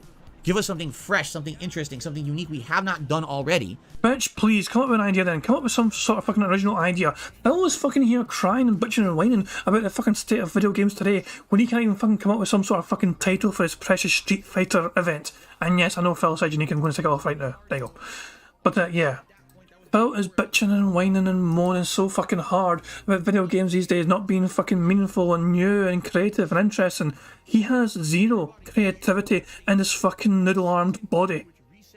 There's not 1 ounce of fucking creativity in there. He's a fucking soulless fucking toxic vessel who cannot fucking offer anything creative or imaginative whatsoever fucking ever. When it comes to his own content, his fucking audiences coming up with fucking titles and ideas and things. They even come up with fucking equipment for Phil to fucking do his goddamn shitey streaming with. There's nothing of value to be gained from fucking... Phil cannot offer anything whatsoever to fucking help improve the fucking video game experience for everyone else. He has no ideas himself. He's devoid of any interest in ideas. And it's his audience that fucking has to think up that shit. He's only there to try and fucking make money off them. We're not just looking for a hybrid experience of 2 things taped together. We're looking for a unique game. Starfield doesn't look like that. At all, okay? So, I guess what we need to do is hope that Microsoft is actually going to make great first-party games that are going to get people to buy the console, that they're not going to be these inferior experiences like Redfall seems to be, and hopefully Starfield will be good. I'm very worried now. I'll be honest with you guys. I legit am worried because I feel that if Starfield is bad, that could be it. Like, people are not going to trust Microsoft anymore. If you want the value console, you get an Xbox. But if you want the good exclusives, you get the Sony PlayStation. And that's bad. That's really bad. They should each be in direct competition. Not one is the discount value console and one is the high-end console. You know what I'm saying? So, I guess we're going to see. But anyway, Redfall, wow. I am happy I did not play it on Tuesday. I know it would have been the biggest joke of a stream. It would have been a waste of everyone's time. Yours, mine. That game is completely... a joke of a release. I can't. If they had released that and said this is a early release advanced preview, I would have been like, okay, right? Like if that was, remember the other game, We Happy Few. Remember when they had their early release preview? If that's like the equivalent of what Redfall is right now. Remember how unfinished that game was? That's pretty much what this is. And it's like, then maybe you could accept it. Not tell me this is actually a full-fledged game. There's no fucking way it is. You're out of your minds. Anyway, so there you have it. So no, am I playing Redfall? Fuck no. Hold on, what was that? Was that a mic bump? Not tell me this is actually a full-fledged game. There's no fucking way it is. You're out of your minds. Anyway, so there you have it. Yep, he bumped the goddamn microphone. That is going to be our first bingo of the game. Yeah, fucking dancer. So yeah, he bumped the microphone with his dumbass little fucking bouncy leg or something when he tried to fucking shove, you know. He definitely bumped that goddamn microphone, so it's our first bingo of the game. So we still need 1, 2, 3, 4, 5, 6, 7. We are 7 away from a full house. And so we're doing quite well, and there's still quite a lot to go. Prophet says, notice how at the beginning he sounded really depressed and miserable for his sympathy tips, and now he's back to his normal toxic self. Kinda. Yeah, I do see it slip sometimes. Phil had that random fucking rant about YouTubers doing these React content and how they're fucking meant to be terrible at it apart from him. He's the only fucking YouTuber that's doing amazing React content because everyone else is lazy apparently, mate. That was a random fucking bit of toxicity out of nowhere. Just to aim towards other successful React content creators compared to him. I don't know. I still think Phil, whatever's happening behind the scenes with Phil, I still think it's definitely affecting him. But he's just getting on with it, kinda. But yeah, he's definitely fishing for tips and stuff, fishing for sympathy tips, pity tips, whatever. But whatever is happening with Phil is affecting him. I think that's quite clear to me anyway. it. So no, am I playing Redfall? Fuck no. I'm not wasting time on it. I have other games to play that hopefully are going to be much better. Right? What a stupid waste. So, yeah, no Redfall for me. Don't expect it. You're not getting any content of it. It's a piece of dog shit. It's a waste of everyone's time. Wow, what a joke. Okay. Let's do game news. All right, because we have a lot of new stuff to talk about that has happened in the last few days. So let's see what I want to cover first. Big rumors that PS5 Pro is coming. I find this really stupid because I don't think it's going to be PS5 Pro. You want my opinion? I think it's going to be a streamlined PS5 that basically the rumor that it was previously was that it's not PS5 Pro. It's a streamlined PS5 that's smaller, that if you want a disk drive, you buy the disk drive separately for it, but it's one model, so now they can mass produce just the one model rather than having to produce two different models, the digital and the disc version. It makes it easier for them, especially with hardware shortages, which is what I think they learned their lesson from COVID, that, oh my god, if there's hardware shortages, we're fucked if we're making two different models. So I think this is what it's going to end up being. It's going to be a slimline PS5. I don't believe it's going to be any more powerful. I think that would be stupid. I don't see the point. People are not utilizing the power of the PS5 as is. Why do you need an even more powerful machine? But the rumor is PS5 Pro's in development. Dev kits are going to go out to first-party studios in the next couple of months. Third-party will receive it by the end of 2023. They're estimated to launch early next year. I think that's bullshit. I think what it is the games media not doing full research and overhyping something that's not true. I do feel there will be another model of PS5, but it's going to be a slim. That's my feeling. I mean, if I'm to think about the market, I don't think anyone wants to drop $600 on a PS5 Pro when the PS5 isn't being utilized to run games well. You know what I mean? But I could be wrong. That's just what I think. Another rumor.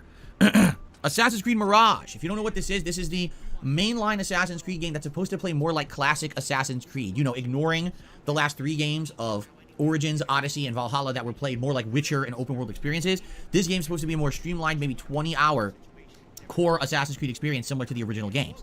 So the rumor is this game is now coming in August. This is according to a GameStop employee who saw the game now listed in their system for an August release. Seems like GameStop leaked it. They weren't supposed to have that in their system yet, but someone loaded it early, and it showed up, and the employees have seen it, and they're starting to say, yeah, it's listed that it's coming out in August. So the thing is, they haven't done a showcase for it yet. They haven't really even talked much about it yet, but we've got the big event, Summer Game Fest, and all that coming up within a month. So chances are, if there was going to be information about it, it's going to be very soon. So it makes sense that this might be coming shortly. Okay, I guess we'll find out. We're gonna see soon, but that's exciting. I would play a full-fledged 20-hour classic Assassin's Creed game in the summer too. If anything, if it comes out in August, my God, yes please, let's have a flip of attitude. Let's have game devs and game developers and game publishers stop saying, oh, games can't come out in the summer. Yes, they can. And games have been successes in the summer. Look at a game like Ghost of Tsushima. The problem is these marketing-focused people have their heads up their butts.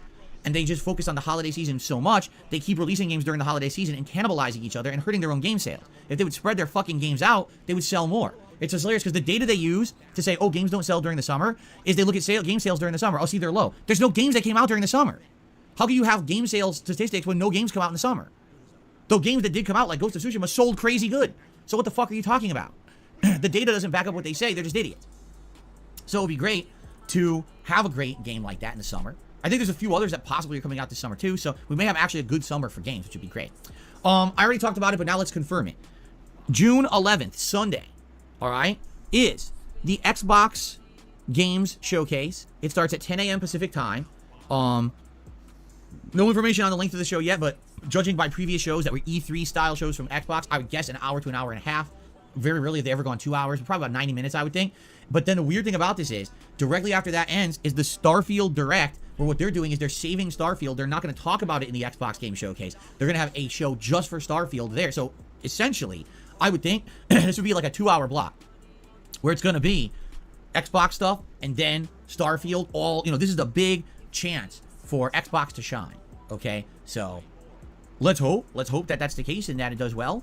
And I hope that we get good information. It's not bullshit. I really hope so. Or I guess we're going to find out. So that is, that is June 11th. Put it on your calendars. I'll have it on my calendar. Yes, obviously, that is something that I'm interested in, either live reacting to, or rather than the live reacts that don't do very well, watch live with you guys, take notes, and then immediately do a recap reaction show after the fact. Since you guys seem to like my recap reactions way better than just the live reacting, right? Maybe that's what we'll do. Because the thing is, when I'm live reacting, no one really cares anyway. I'm just being honest. Like, I did live reacts last year. The one I did do recently was the Street Fighter one. That one did all right. I would say. So let's think about it. How would you like me to react? Do you want me to do the live react, or do you want me to do the recap reactions? Because I'm not going to do both. It's got to be one or the other. Do you want me to watch it just and talk and chat with you guys while we watch it together, and then I do my own kind of recap and commentary on it, or would you rather see me do the live? Think about it, and we'll go from there. Okay? Cool. So that's coming up on June 11th. You guys may not be aware, but there's currently a writer's strike going on. This is not good. If you're not aware, this happens every like 10 to 15 years. All the writers in Hollywood feel like they're being mistreated in some way, and they go on strike. Now, the last time this happened was the late 2000s. I distinctly remember when it happened because there were shows that I was watching on TV. Remember that show called Heroes that was supposed to be like a live-action comic book? So the show started off super strong. It was really good. The whole first season, I loved it. And then right in the middle of season 2, the writers went on strike. And when the show came back, it was the worst written show ever. Entire characters were erased from the show for no reason or killed off, forgotten about. And the show went right off a cliff. The plot got horrible, and it got canceled within, I think, 4 seasons. And none of them were good after season 1. Like, literally, the first season was the only good one. What happens with writer strikes is, you either have scabs coming in to write, and they're filler writers that aren't good, or the shows get put on hiatus for so long, now you have to rush to get the shows out once the writers are back in their jobs, and everything gets ruined. So, why is there a writer strike right now in Hollywood? It's a very interesting topic, because it's one that actually kind of pertains to everything we've been talking about. It's about live streaming. It's about all these on-demand services, the Netflix shows, the Disney Plus shows, the HBO Max shows, the Hulu shows, the Amazon Video show, all those shows, all right? And basically, they're now, all those, that content is now being live streamed, right? It's not just, oh, you go to the movies or you watch it on TV. It's now all live streamed. So what the writers are finding out now is all the contracts they're signing are old school contracts, meaning, hey, if the show gets this amount of views, you get paid this much, or if it gets syndicated, you get paid this much, or if it makes this much box office, you get paid this much. The problem is the shows, a lot of these shows, are making the vast majority of their viewership or money on demand on these services. But the contracts aren't reflective of that. So imagine you're a writer and you write a show that blows up in popularity, or you write a movie that does really well on demand, but because your contract was based on box office and things about like television, you make almost no money on it. You wrote one of the most popular shows there's out there and you're not making any money. What the fuck is that? So the writers essentially are feeling that Hollywood is trying to scam them. That basically, we're in a situation here where Hollywood has evolved. Hollywood has changed to be all on-demand based. But the contracts have not, and it's all intentional. Screw over the people who actually have the talent so that the bigwigs of Hollywood can rake in all the profits. Okay? So, it's funny because there's actually a lot of Hollywood talent who are on the side of the writers. They're like, nah, we actually are looking at this too, because some of them are getting screwed over too. And they're like, this is not right. This is Hollywood. You know, technology is evolving, and Hollywood is not changing the pay structure so that everyone's getting fair treatment. So right now, apparently, all the late night talk shows are now on hiatus. Anything that has writers like that, frozen. A lot of the narrative-based shows that were in development, frozen. And we may have a situation where we have an extended period of time with no actual new shows that weren't already done and in post-production because the writers aren't writing anymore until they get better negotiations with these Hollywood, essentially, to get paid properly for their work. If this is the case, then that makes sense. If this is really what's happening, you know, all you can do is look from an outsider's perspective. I'm not a writer. I'm not involved with the situation. This is the information I've gotten through a little bit of research. Seems to me like, you know, this is a situation that they do deserve to be paid for their work. Imagine if you just weren't getting paid for your work, right? I mean, that's ridiculous. So I guess we'll see what happens. The last time a writer's strike happened was around 15 years ago, and it lasted a good amount. A good long time. And that's why I said certain shows were just literally ruined. And by the time they came back, there was no point in continuing, but they tried and they all failed. So I'm wondering, will you see, like, what are the most popular shows right now? Just think about some of the ones you may be watching. They're new and you're watching a new episode. Imagine if it goes on hiatus for 6 to 8 months, comes back, and the show's completely different and sucks. That could happen. It happened 15 years ago. I distinctly remember it happening. So, there you go. We'll follow this story. I'm interested to see what's going to happen with this story and how long it's going to last, you know. Now, the last thing I would like to talk about is, now that we are about a month away from the release of Street Fighter 6, finally, Capcom is basically doing a lot of information and basically disseminating a lot of information. They're doing these exclusive press events for people to come in and play the game. And a lot of information is now being shown on the internet about the game. And some interesting stuff. For example, okay, there's no more multi-button press moves in the game at all. Do you understand what I'm saying? Probably not. If you're not a competitive Street Fighter player, you probably don't get it. I'll give you an example. Characters such as E Honda, Blanca, Chun-Li, okay, to name a few, have always had moves where if you press a button a certain amount of times, it activates a special move. The 100-hand slap is what, I think it's 4 button inputs with Honda, 4 punches, you like piano the buttons and then you get it. Blanca, his electricity. Chun-Li, her lightning legs, okay? These moves exist in the game, but they've now made them motion moves. They're all motion moves, okay? Now, some people are speculating, well, that's good, because sometimes you can have inconsistency with multi-button tap moves. I think competitive players would beg to differ and say, no, actually, that's not the case. If you're good and you're competitive, you know what I'm saying? You're going to be able to do the moves. Some people are speculating it was an accessibility deal where they wanted to make the game fully accessible, and if you have these moves be multiple button taps, they're not going to come out. But then again, I believe that's bullshit too. Why? Because people who need accessibility are just going to do the one-button special moves anyway. They're not going to care about doing a motion. You know what I'm saying? I don't know. It's a little weird. Here's why. Because you might say, well, what's the big deal? Who cares if you multi-tap or if you do a motion? Like, for example, Honda's 100-hand slap is now down, down, back, back, and punch. So it's like a backwards fireball motion plus punch, and he does a 100-hand slap. So who cares if you do that or if you do the button taps? Well, here's why some people are speculating this might be an issue that the devs didn't think. When you're doing the multi-button taps, since it's all a button input to do the special move, you are free to use your joystick in any way you want. So to give you an example, let's say you're E-Honda and you do a 100-hand slap. As you're doing the 100-hand slap, you could be charging down back. Now, when the 100-hand slap ends, if the enemy moves and tries to like respond to it, you could either do a sumo headbutt immediately or you could do the butt splash immediately because you'll have that capability. You have the charge. If you had to go down, down, back, back and press punch to do the 100-hand slap, you're not charging for one of those moves. You are charging for the headbutt, but you're not charging for the butt splash. So you used to have an option of what you could do after a 100-hand, and the option's been removed. Now all you can do is the headbutt. So a lot of people are saying, you might be removing options for these style of characters. That's true. And I guess essentially we won't know till the game comes out and people start playing it competitively. You're not really going to understand the difference. Another thing is, there's 2 control schemes in Street Fighter 6. There's modern and there's classic. Now apparently, for what I'm to understand, you can still do inputs in modern mode and the moves will still come out. But modern mode is the mode where certain things have shortcuts to it. So if you play in modern mode, basically you're going to get easier moves out and stuff. And what people are saying is the damage output is the same. So if you can do moves more easily and you get the same damage output, what's going to be the incentive for people to play on classic mode in any kind of a competitive level unless tournaments outlaw it? Which again, no one's sure yet what's going to happen in widespread tournaments. What if the game is now dumbed down to just doing button pushes and directional pushes rather than any kind of synchronized inputs for special moves, right? There's a debate about this right now. And I'm wondering what's going to happen when the game comes out and you start seeing tournaments.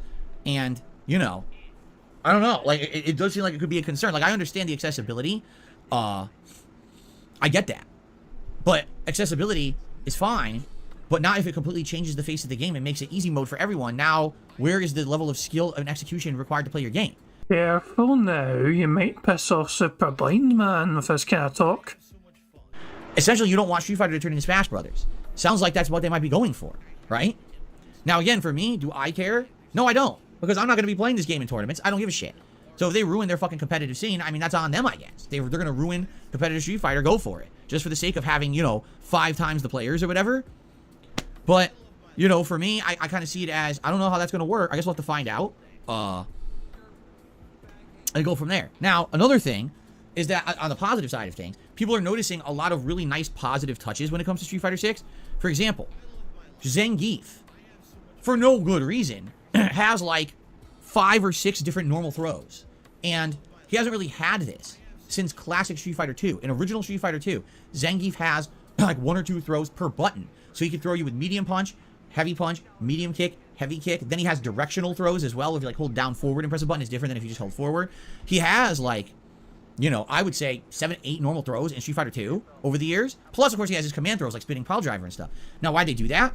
Because they wanted variety. He's a grappler. They wanted to look like he's a more authentic, like he's a real pro wrestler style fighter. It makes sense that a Greco-Roman wrestler should have a bunch of throws in his repertoire. But what's happened is, in recent Street Fighter iterations, they just removed all of that. Oh, he has 1 normal throw. That's it. So now in Street Fighter 6, it's like they went back to the old school level of appreciation and detail. Zangief now has, like 5, 6 different standard command throws. Depending on direction, when you're pressing the buttons, it changes the properties of the throw. And of course, this could also be good because it could help for things like positioning on the screen. Like, let's say in one situation, you have a character, you want to get him away. You can toss him further. In one situation, you want to get a character into the corner and grounded, so you do a throw that does that. And if he has these options, it's going to let him control better after he gets a throw. So hopefully, these throws have use, and it'll be kind of neat. I think that's actually a neat feature, rather than just every character only having the 1 or 2 generic throw animations, and that's it. Zangief getting those back is neat. So it's kind of interesting because you're hearing all this stuff now that we're only a month out, right, from Street Fighter 6, that is. Now we're hearing all of this very interesting stuff about the game that could be good or bad. And again, this is what's going to happen as we get closer to its release, impending release. You're going to have more and more information come out that's going to either be good or bad. Like, for example, one of the big pieces of speculation right now, everyone's wondering, who is this new character, JP? Seems like he's an older gentleman with a long white beard and a cane, and it seems like he has control of the psycho power that M. Bison used to use. It's psycho power. Like, if you look at it, it has the same kind of dark purplish animation that all of M. Bison's powers used to have. But in the lore of Street Fighter V, M. Bison was destroyed. He's dead. Ryu beat him at the end of the game. Both him and his soul and everything have been destroyed. So who is JP then? And it's funny because everyone's speculating maybe he's someone else who knew Bison, or maybe he's the mentor of Bison. Maybe he's someone else from Shadaloo, that used to be the organization that Bison ran, and he's a survivor of Shadaloo, but who knows? Well, now there's a win quote, because now they're putting out all this information about the game, and there's been a win quote from JP, and he's talking to Cammy. And the win quote says something to the effect of, Shadaloo is no more, my little doll. Wait, what? My little doll? So for those who don't know, M. Bison, when he was in control of Shadaloo, would brainwash assassins from all over the world and have them work for him. And he had a group called the Killer Bees, also known as the Dolls. And they were essentially killer assassins, women, femme fatales. And Cammy was one of them. At one point, she was brainwashed by Bison to do his bidding. And so, if he's talking to her and he's calling her my little doll, does that not mean that that's Bison? So is JP M. Bison? And he's jumped bodies again, but it showed at the end of Street Fighter V he didn't, he died. That doesn't make sense. And a lot of people are speculating maybe he was also in control of Shadaloo along with Bison, even though it's weird that he's never been fucking mentioned before. I don't know. So it's kind of interesting. The lore now is starting to go out there. People are trying to figure out the lore of Street Fighter 6. And that's a neat thing. I think this game is going to be pretty hot when it comes out. I'm feeling it. I'm feeling like the table is being set at this point. Games have now advanced to the point where people are super white hot excited for this one. I am too. I hope it's good. I hope we're going to have a lot of fun with it. All right, we got about a month to go. The hype has begun. Street Fighter 6 is almost here, okay? All right, that pretty much covers everything I had to talk about on the show today. What I will say is thank you guys again for being patient on Tuesday. Thank you for understanding. Thanks to everyone again who reached out and were very nice to me. I really needed that. I am going to Hold the fuck on. Are we not getting our day off story? likely still be kind of in that messed up mindset. I'm going to do my best to, be here for you guys and make content and forget about the crap in my real life and just have a good time on stream. That's what this is all about, okay? Today, it's a normal streaming day. It'd be great if you could support the streams. As you see, sadly, we lost a ton of members this week, likely because there were probably member bombs at the end of March that expired at the end of April. And of course, the fact that I wasn't here the other day, so a lot of people didn't renew their memberships that had lapsed. It would be great if we could get some re-upped memberships or maybe some gifted memberships to the community today. As you can see, we have a lot of people on stream. Outside of that, any kind of support today is obviously greatly appreciated, whether it be on the YouTube side with super chats, super stickers, memberships, gifted memberships, whether it be on the tip side with tips and getting our tips rewards out there, whatever it may be. Thank you guys in advance for any kind of support. Right now we're already at 94 likes, which is stupendous. We've already almost hit our likes goal. Thank you for that. And now without further ado, let us get to our shout-outs segment. We start off today with Screeching Cantus, who re-upped their membership for 7 months. It says re-up 7, sweet. Thank you, Screeching Cantus, for 7 months of support. Soul Potato 7 re-up for 11 months. Thank you, Soul Potato, for almost a year of support. And then SMR Tad 2086 re-upped their membership for 17 months.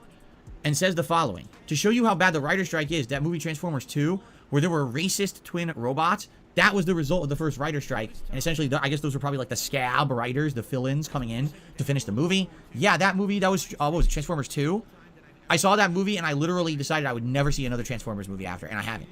I'm serious. It was so atrociously bad that I was like, there is no way I would ever spend another moment of my life watching these movies. I never did. That was it for me. I tapped out. I was like, that was so bad. I was like, only I may be racist. No one else can be racist in the content being created today. Only me. Let me actually just go back now. I want to make sure Phil did not say running around when he's describing the robots. That movie, that was, what was it, Transformers 2? Support. Soul Potato 7 re-up for 11 months. Thank you, Soul Potato, for almost a year of support. And then SMR Tad 2086 re-up their membership for 17 months. And says the following: to show you how bad the writer strike is, that movie Transformers 2, where there were racist twin robots, that was the result of the first writer strike. Okay, it didn't say the robots were on it. It just said what the robots were. So not bad. I never did. That was it for me. I tapped out. I was like, that was so bad. I couldn't watch another one. And there's been tons more, and I can't waste my life. Sorry. Thank you, SMR Tat. Okay. So, let's see here. Tips-wise, got a couple small tips to shout out for now. Hopefully they're real. Let's find. I just love how he emphasises the fucking tips are small. You got some tips to shout out, but they're small tips. Big fucking deal, Phil. You still have fucking people willing to give you fucking money and the kindness of their fucking hearts and their tiny wee dent heads to fucking support you. And you fucking emphasise as small. Find out. Alright, our first tip is just a dollar tip with nothing attached. It's an anonymous dollar tip. So thank you to the anonymous dollar tipper, our first tipper of the day. Let's get that up on the leaderboard.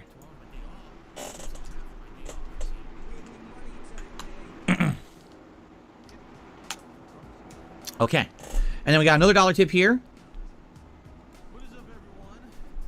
Alright, this person says, can you give a shout out to Victor and wow, I have absolutely no idea how to pronounce this name.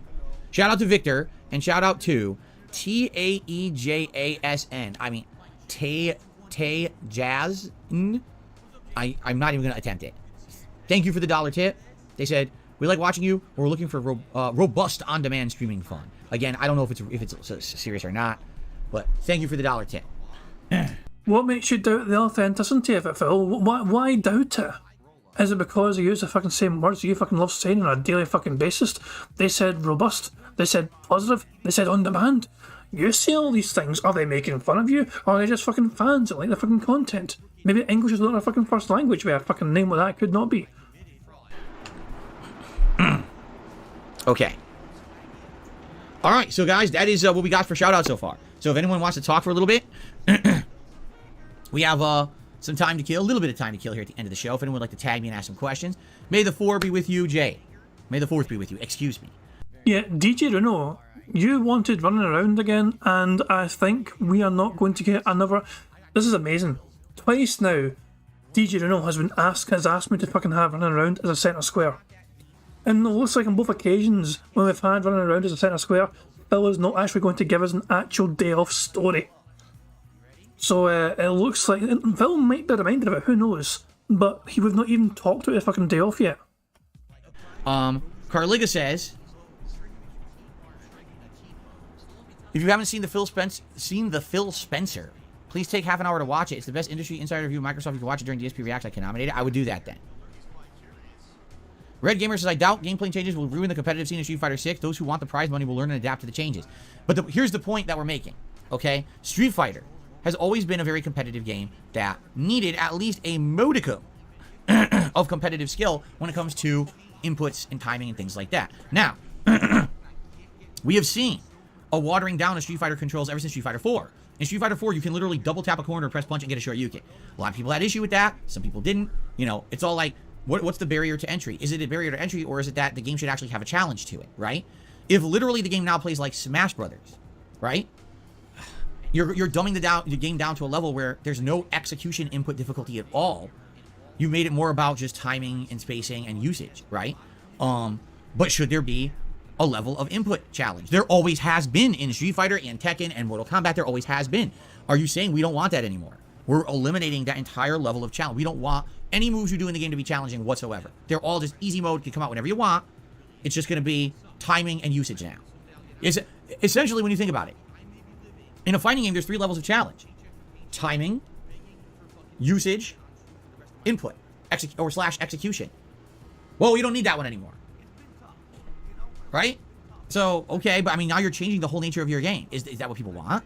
Or do people... I always loved having a level of input execution challenge. I did. It wasn't just about timing or you know, when to use. It's about actually having the skill level to pull off that difficult combo or that reversal on the fly or whatever it may be. And now if you're saying you can just tap any button in any kind of move, imagine at any moment, tap a button, oh, level 3 super comes out, you win the match instantly. And you have to react. Oh, I saw a move. Win. The win button. I don't know about that. You know what I'm saying? I don't know. I mean, again, I don't want to say I'm against it. I don't want to say I'm for it. because I'm kind of somewhere in the middle. Like, I can understand where the benefit comes from, but is that going to dumb the game down to the point where now the competitive edge is lost? I think what they're trying to do is sell this game to the most people possible, and they feel that if they make the controls as lax as possible, the most people will buy it. They're going back to their mentality from Street Fighter 4. That's why they did that in Street Fighter 4 as well. Shut the fuck up! So I guess we're gonna find out. I don't know. Okay. I received a 10-member bomb from SMR Tad. Thank you so much, SMR Tad, for supporting the channel. So congratulations to Blastoise91, John Smith, Original Recipe. So in theory, this means that Phil's members goal has been hit. Will he change the goal again and move the goalposts? Of course he's going to fucking do it. Watch this. He's hit the goal of 620. What will happen next? He's going to bump that bad boy up to 630. Madara is God. Chrome Abyss, Beaver Bother. Vladimir Sukhmiov. What a great name. Totally real. Well said. Austin Espion. And Wiley Wolf. Congratulations to all of you on getting a gifted membership. Thank you so much, SMR Tad, for the 10-member bomb for the community. I'm sure they're going to appreciate that very, very much. And being that we kind of hit our There it is. He bumped up to 630. Of course he did, the greedy little bastard. Of course he fucking bumped that bastard up. What's the point of hitting a fucking goal if you're just going to fucking move the goalposts and fucking say, no, you didn't score yet? You know, we've got another goal right fucking here. Keep going. The game never ends. There is no fucking end goal here. You just fucking gave 10, hit the goal. Well, the game's not over yet. Get another 10.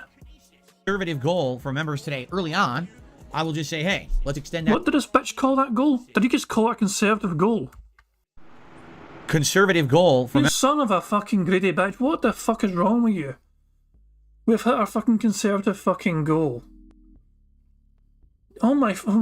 The conservative... So, wanting 10 whole members, one fucking... Jeez, no, I'm not doing it. I'm not doing it. members today early on. I will just say, hey, let's extend that to 6:30. Let's see if we can get some more progress today. Again, thank you. That was great. That is some excellent support of the channel. That helps us get back on track. You know, we had 700, and then over the last week we lost a bunch, so maybe we can get back on track now. Thank you for that. Okay. I have received a $2 tip. Let's see here. This is a fake contribution. It is from a troll. A troll who's a complete idiot. Because they actually are trying to impersonate someone else. They're a complete moron. They think I'm stupid. And they... But how do you know it's a troll tip, Phil? Is it because you can actually fucking see the private email information through PayPal, which means you're able to fucking identify every single person that tips you based on an email address? Phil has fucking claimed for the longest goddamn time he does not get your private information when you fucking tip him, which is bullshit, because anyone that ever fucking tips, your fucking PayPal email information is included in that fucking tip. They're really the one that's stupid, because I'm not dumb. So thanks for nothing. You wasted your own time. You're a failure in life. Congratulations. All right, let's see what else people want to talk about. Red Gamer says, to be fair, now that fighting games have gotten more attention and they have a chance to grow and have big sales numbers, close to major AAA games, it makes sense that they dumb things down. Here's the thing, though, all right? I don't mind them dumbing things down. What I might mind is them actually allowing the dumbed down stuff in high-end competitive play. Do you see? I don't care if Street Fighter 6 appeals to the masses. I'd love for it to appeal to the masses. I would like nothing more than if someone who has no intentions of playing this game competitively can buy this game and get 20, 30, 40 hours of content out of it and say, wow, that was a great game and a great value. World Tour mode was outstanding. I casually played online in the non-competitive, non-ranked mode, and I had a great time using all the input shortcuts, right? But when it comes to the competitive play, if you're removing one of the levels of challenge and skill required to do it, does that make sense? I mean, again, this is ultimately in the hands of the game developers and what they feel they want for the future of Street Fighter. I really don't have a stake in it because I'm not really too concerned about being a high-end competitive player, you know? I'm just not. Allow me to check something very quickly. Or than if someone who has no intentions of playing this game... Wait. Here's the thing, though, all right? I don't mind them dumbing things down. What I might mind is them actually allowing the dumbed down stuff in high-end competitive play. Do you see? I don't care if Street Fighter 6 appeals to the masses. I'd love for it to appeal to the masses. I would like nothing more than if someone who has no intentions of playing this game competitively can buy this game and get 20, 30, 40 hours of content out of it. Damn it, I wasn't sure. I was thinking he meant on hand graphs there, but I don't think he did. Say, wow, that was a great game and a great value. World Tour mode was outstanding. I casually played online in... Nah, he didn't do hand graphs. I can't think he meant on hand graphs at that point, but he didn't. Player, you know? I'm just not. I received a $5 tip from Ham Killer. Ham Killer, is this you? Is this Ham Killer? Is this true? Ham Killer, are you here? It's hard to say because now it looks like we have people trying to impersonate other people. Ham Killer, are you here? Can you confirm this is really you? Because I don't think you've ever tipped before.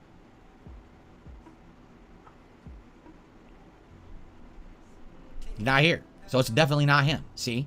That makes no fucking sense. 1 minute man's never fucking there either, and he tips all the goddamn time. Well, forget it then. I mean, again, if people are going to be stupid like that, and they're going to say, oh, I'm this person, but I'm really not, I'm not going to count it because you know what's going to happen. It's going to end up being a chargeback, and I'm not going to matter with it. Ham Lover says, that's not me. All right, then forget it. Not getting counted because you know it's probably getting charged. Stupid idiots. Lekamick, you seem to be behind the times. We talked all about Zelda on Monday. I don't care about Kotaku getting blacklisted. No one cares about Kotaku anyway.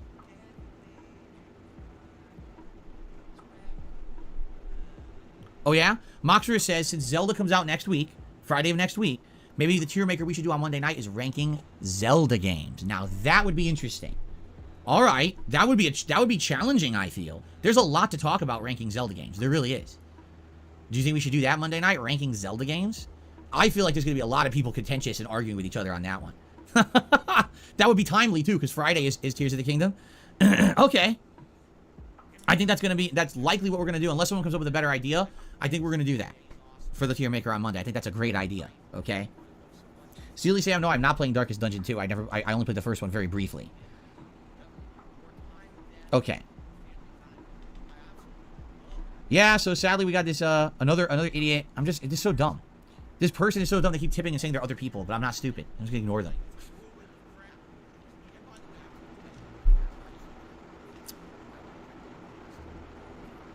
We have 100 likes. Someone just said we have 100 likes already. You guys are absolutely right. We have 100 likes. You know what, guys?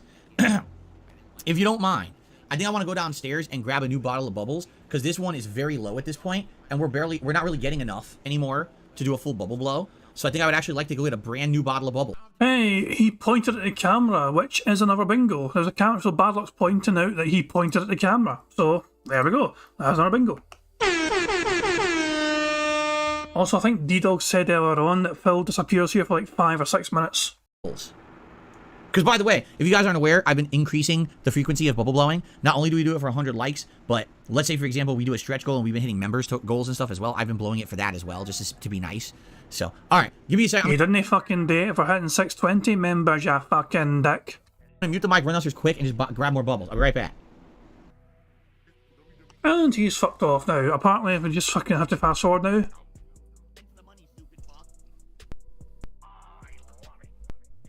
Going through. Nope. Here we go. So, here we go. Let's watch him fucking throw himself into his chair. It's been tough.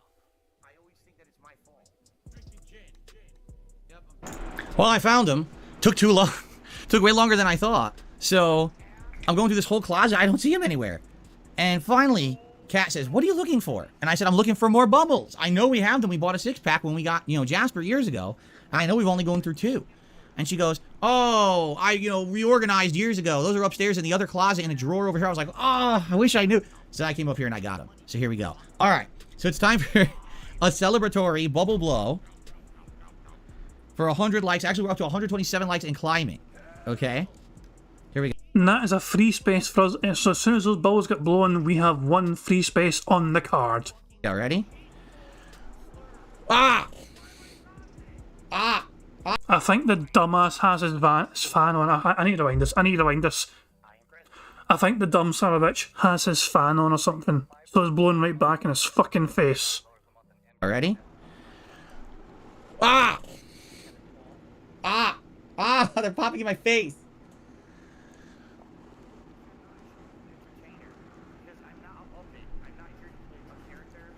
There we go. Oh, now my whole hand is covered in bubbles because this one's full to the top. So when I grab the wand is soaked in the bubble solution. Derek, no, we're not doing 80s and 90s sitcoms for Monday night's Tier Maker stream.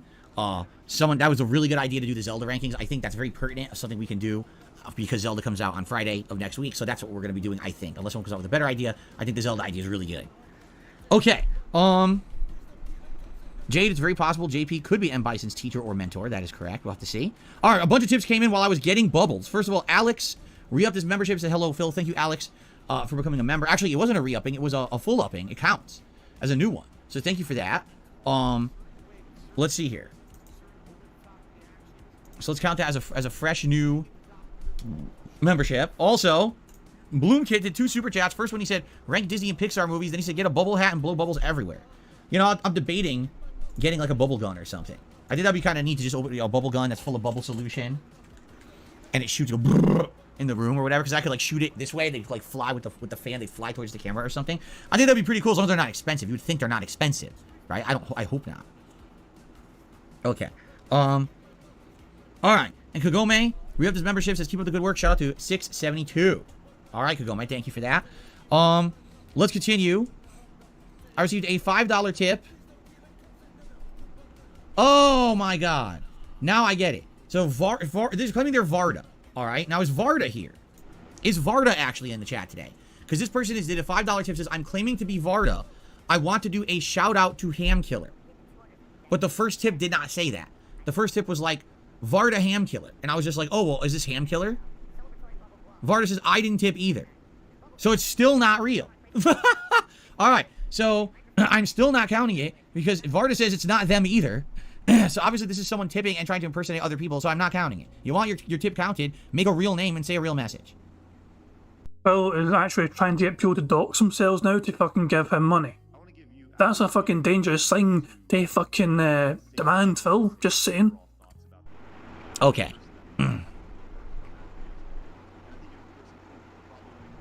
All right. I like to take a shit in the woods. Tip $3. Says, Boogie actually appeared on Side Scrollers. He talked about how you didn't want to do the Keemstar thing, and I don't blame you for not wanting to work with Keemstar. No shit. I mean, this is not news. I've told you guys how many times I deny I want nothing to do with that man, right? Right? This is not like rocket science news. Oh my God, breaking news. Is it? Okay, anyway. I got a $5 tip from Steely Sam. He says, here's a real tip. All right, well, thank you, Steely Sam. I appreciate that. Steely... That's how you spell it. Our first real $5 tip of the day that probably will not get charged back. Thank you so much, Steely Sam. And let's play a nice animation for you as well. Oh, now my animations page is lagging. That's not good. Let's see if it works. If not, I might have to re-log in or refresh it. Let's see if this plays. I don't know. I don't know. I'm getting 3 loading bars. It's not looking good. Did it play? It did. It just took forever. Hopefully the next one doesn't take that long or I might have to refresh. All right. Thank you, Steely Sam, for hopefully the first legit tip of the day. I appreciate that very much. What do you mean the first legit tip of the fucking day?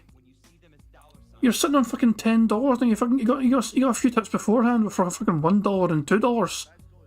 And no, Phil, you're up to the first legit tip of the fucking day. Fuck you, previous fucking tippers gave him $1 and $2 fucking dollars. Okay. I got a $1 tip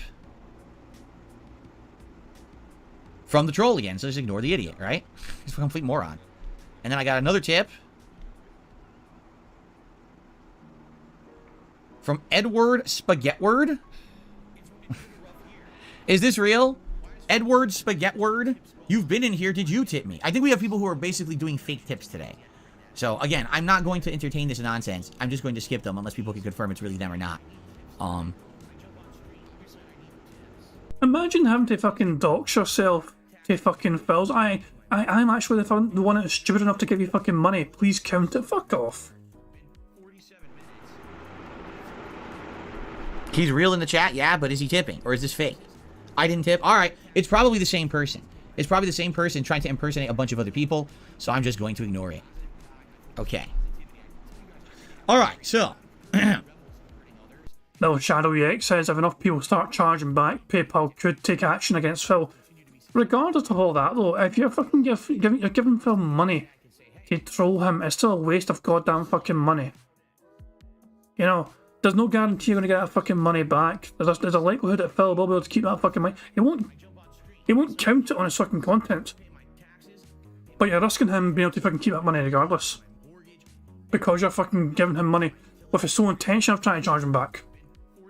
And if PayPal see it that way, then you've lost your fucking money. It is not worth it, in my opinion. I think it's a moronic move to fucking troll tip Phil, ever. It's a waste of goddamn fucking money, in my opinion. Thank you to let's see here.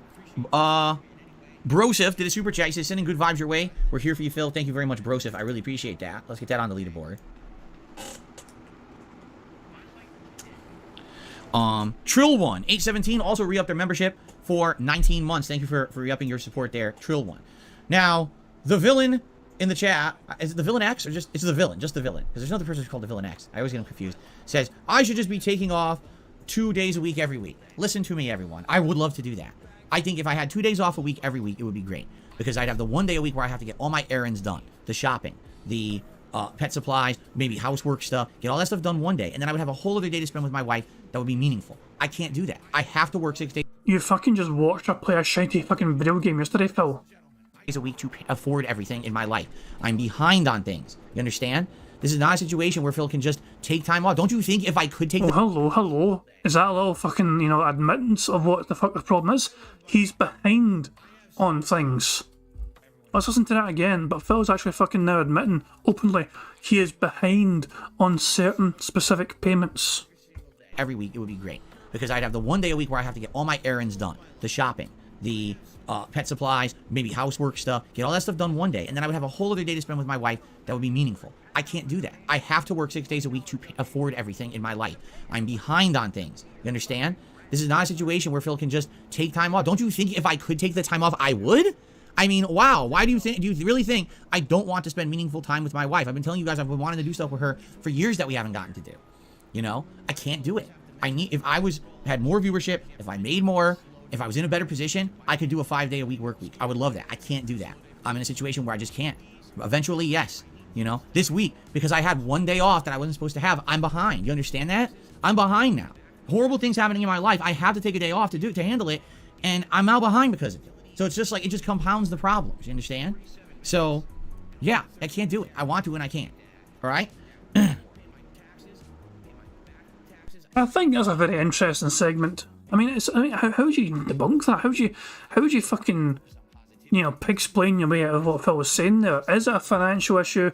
Is it a health issue? What the fuck is up with him?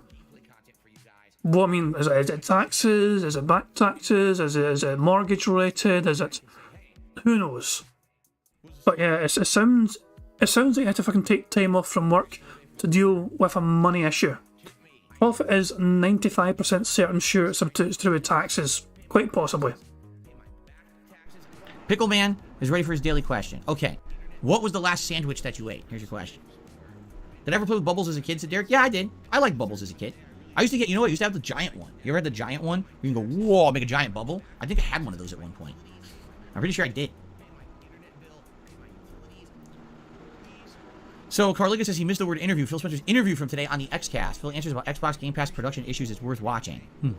I would say, yeah, if you want to nominate it for DSP versus the Internet, great, do it. I don't know what level member you are. If you're Ultra member, you're guaranteed at this point. Nominating something on Thursday for a Saturday show, there's no way we're going to get to it. Just to forewarn you, you might have to nominate it for next week.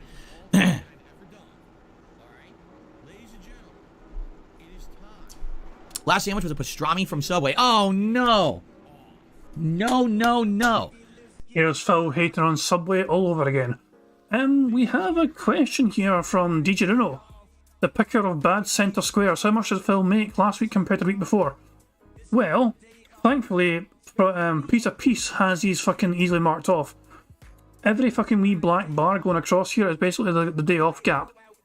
And this week here, so the last week, Phil made $899 going between the 20th of April to the 25th of April. Then after that, he made only $795. And of course, he was off that 1 week because he missed a day of streaming. So there you go. He made about $100 less essentially from 1 week to the next week. Well, 200, I guess. Well, almost 900, almost 800. Yeah, 100. About $100 difference because Phil took 1 day off. He made about $800 instead. Phil's had worse weeks when working for longer. I mean, if you look back some of these fucking weeks he's had here, before the interview, anyway, side scores interview, Phil sometimes went, this is a whole week, this is a 5 day week to be fair. This is a 6 one, this is a 6 day stream week here. And Phil only made $721. from those 6 different days of streaming. Although admittedly I missed the night stream one of those fucking times because he had to fucking take time off to do something. So you could argue that there was actually not a big massive difference in Phil's income in terms of tips anyway, from missing off an entire day, because the previous support during that week was generally not too bad. He was making $150 plus dollars per day, apart from the one day stream DSP Reacts, that big special event, where he only got $84 because nobody gave a fucking shit about him. Also, I like Heather's desperately trying to fucking point out there's Turbo Nose. I know there was Turbo Nose, I just fucking wanted Heather to freak out because I'm a mean bastard. But yeah, Phil had Turbo Nose. He started off at fucking, oh, I should rewind it just so you guys can hear it. But Phil read out Subway, and he seen Subway, and he went, no, no, no, no, no.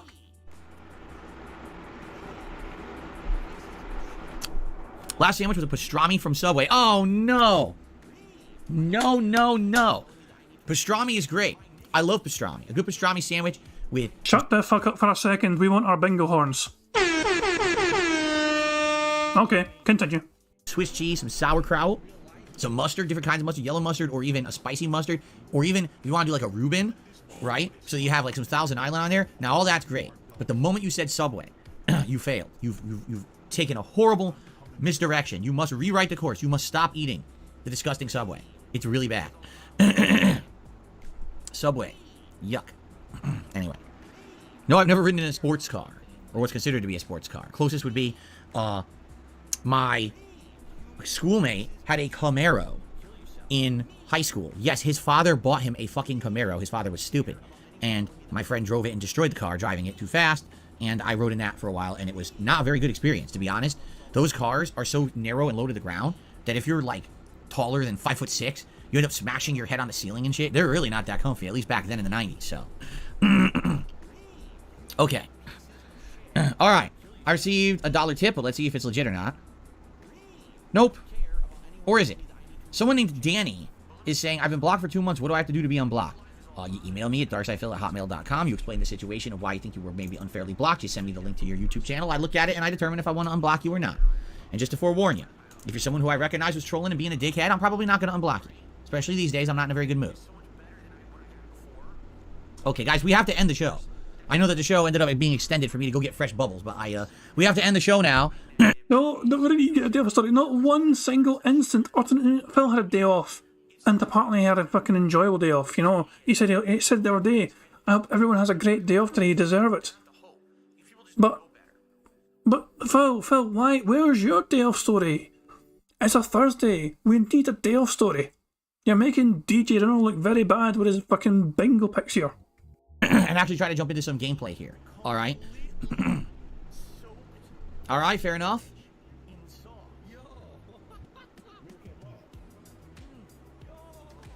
Pickleman says, where do you recommend for a sandwich shop if not Subway? Literally anywhere else. You go to any of their competitors, whether it be Jimmy John's, Blimpie, Potbelly, Jersey Mike's. You could go to a local deli. Local deli probably better than anything. You go to your local supermarket, which probably has a deli that'll make you fresh sandwiches of high grade materials that are way better than Subway. Literally, you can eat anywhere. Quiznos, you can eat anywhere else and get a sandwich, and it's better than Subway. I couldn't even tell you, like, it would be hard to find a place that's worse than Subway. Okay. All right, guys. Thank you very much for... I told you the podcast would be long. Indeed, it was. I do want to say thank you all for a great show. I didn't even mention the new intro. So the new intro that you saw today on the show is completely new from the ground up. Literally every piece of that show is original, made by a viewer. It cannot be claimed by anyone legally. It literally is nothing copyrighted in there. That, you know, the green screen stuff is my footage. Everything else was done by this person completely from scratch. All right, so no one's gonna be able to hit this with false copyright bullshit. So that's good. I don't have an outro for you yet. I have to think about what I want to do for an outro. If I even want to do music for an outro, I don't know. I'll have to think about it. Money, yeah, yeah. Money, money. Oh, money, money. Yeah, yeah. Money, money. Thank you very much to Barrett Wells for Super Chat, who says, I bet Cat can't make a better sandwich. She would burn the fucking thing. It doesn't even involve a fucking cooker or anything, and she would still find a way to set that some bitch on fire. Jesus Christ, man. She would absolutely fucking find a way to destroy that fucking sandwich. Was it, why is it burnt and on fire? Does it even involve a fucking cooking process? You just fucking put butter and condiments and all that shit on it and meats and all that shit. I think, here you go, Phil, fucking things fucking burning to a crisp. Think about what I want to do for an outro.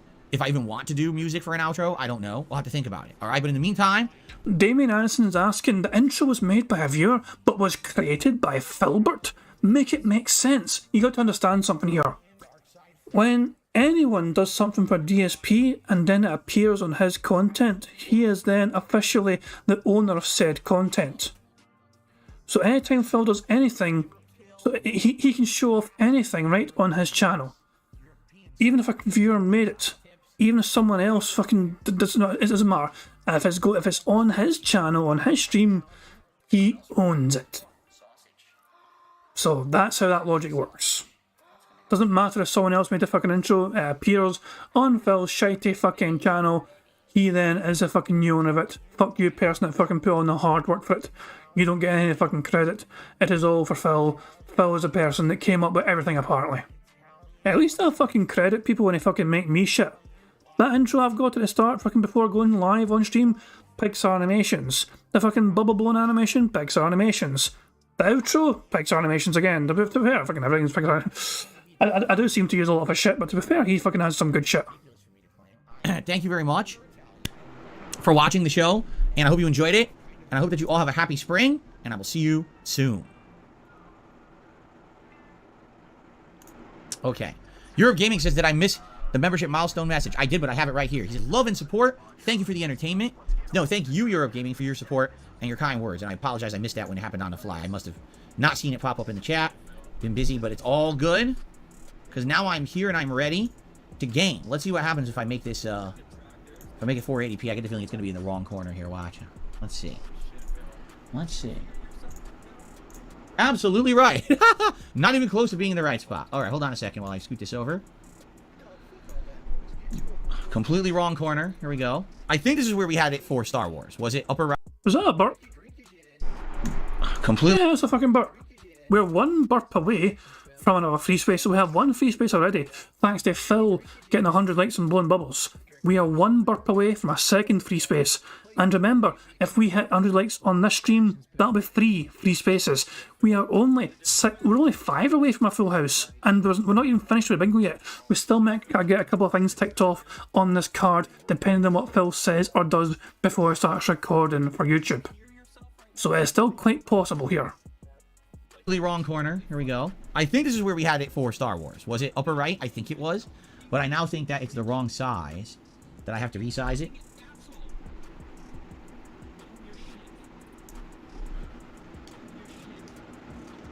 Is that good? I can't tell if that's centered or not because there's no... It's a black background, so I can't see anything.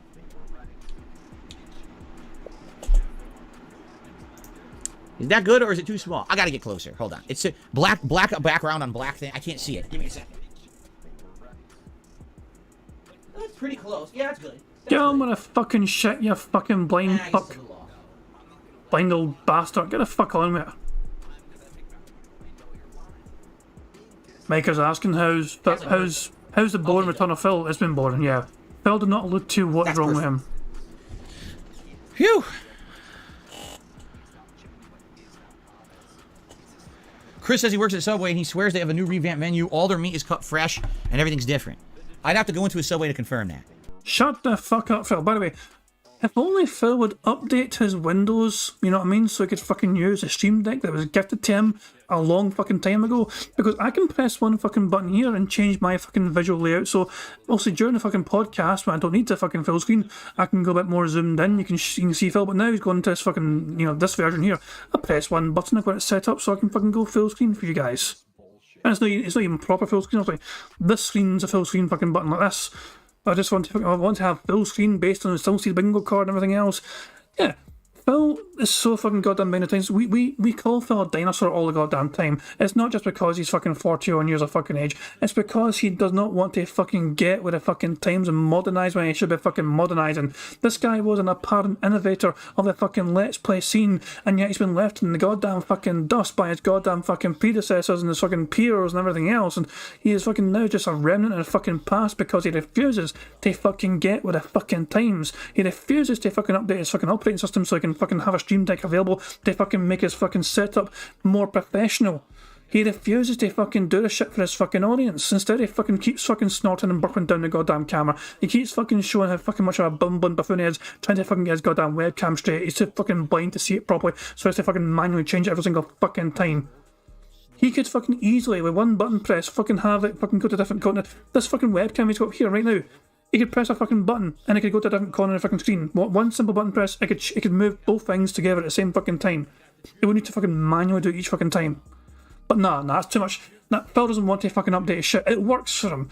If it's not broken, it's still just barely fucking working. Who cares about trying to fucking update and modernise shit to try and make it a better fucking experience for his fucking viewer? He doesn't care about shit. Not one fucking bit. Mike was saying he kept talking about behind the scenes until he can't say why 30 minutes talking in circles and it's painful to watch. Yeah, Phil, whatever is wrong with Phil, he wasn't fucking going to tell us what it was. But it seemed to imply it was something to do with his finances. I have a hard time trusting you with knowing how bad that they went, but maybe you know what, maybe you're right, and maybe, we'll see. Anyway. What do you mean trusting you? What was that about? What was that about?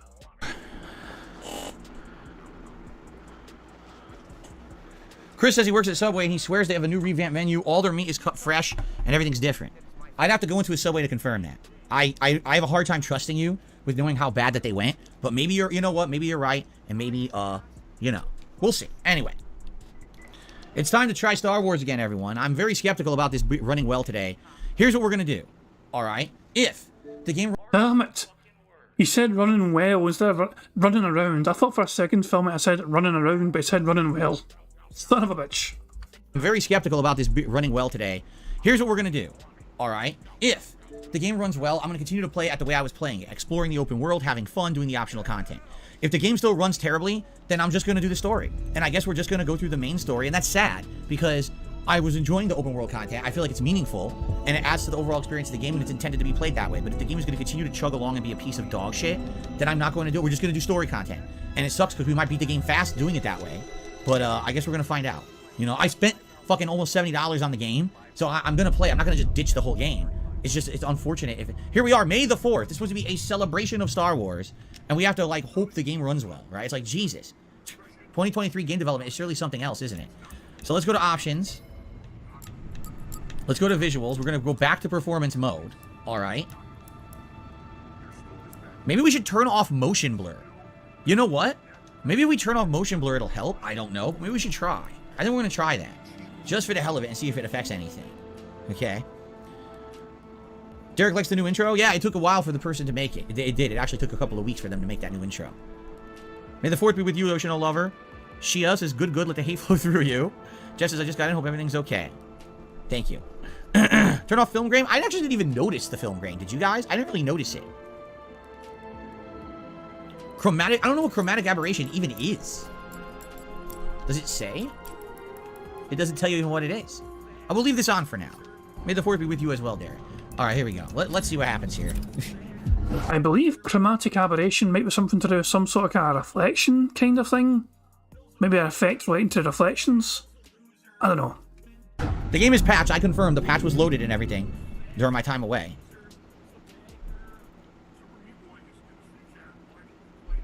Yes, may the 4th be with you, Yoshino Lover. Is he not going for a piss? Oh my god, it's still terrible. This is not 60 frames. Oh my god. I didn't even do anything yet and it's sub 60 frames. Look. Oh my fucking life. Fucking piece of shit. What a piece of dog shit.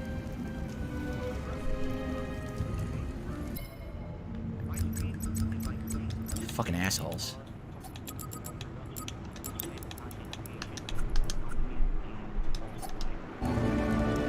Didn't even change anything. Look at that. In fact, I think it dipped in frames. What? I turned off effects and the frames went down?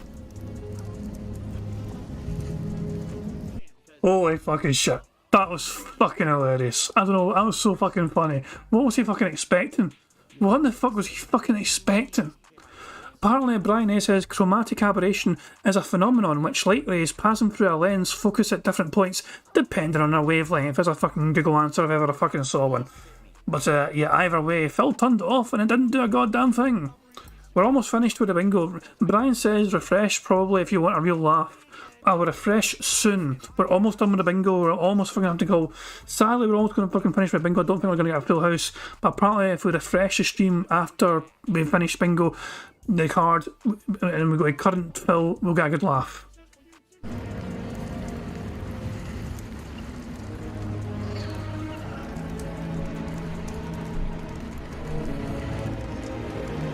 Get on with it, Phil. Salty bitch. May the 4th be with you, everyone. DSP here, And he's now recording for YouTube. That is going to be the end of bingo, sadly. We're one burp away from a free space, which is annoying. I think we got one free space because of Phil blowing bubbles. We're going to tick the centre square. Even though it wasn't earned, we'll tick the centre square. So there we go. Redeemed. DJ Nuno's been redeemed because technically the centre square's got ticked because of the free space. So I'm going to ready for that. We were 4 away from a full house. Let's go to full screen and real time Phil and see how he's doing. No, he's respawning.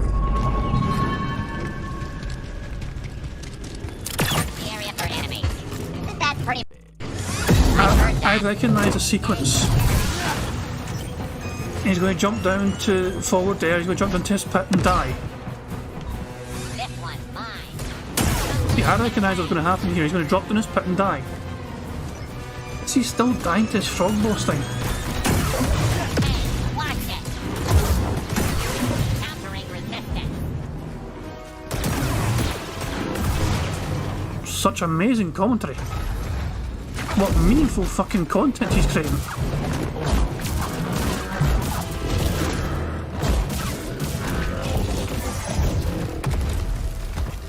what I find funny too is just the inconsistency of the gameplay elements. You notice sometimes I throw this lightsaber hits twice, other times it doesn't hit at all, other times it only hits once, but I'm doing exactly the same move. I didn't change the move. Look at that. I didn't change the move. So why does it work differently? It doesn't even make fucking sense. It's just the game's not working right.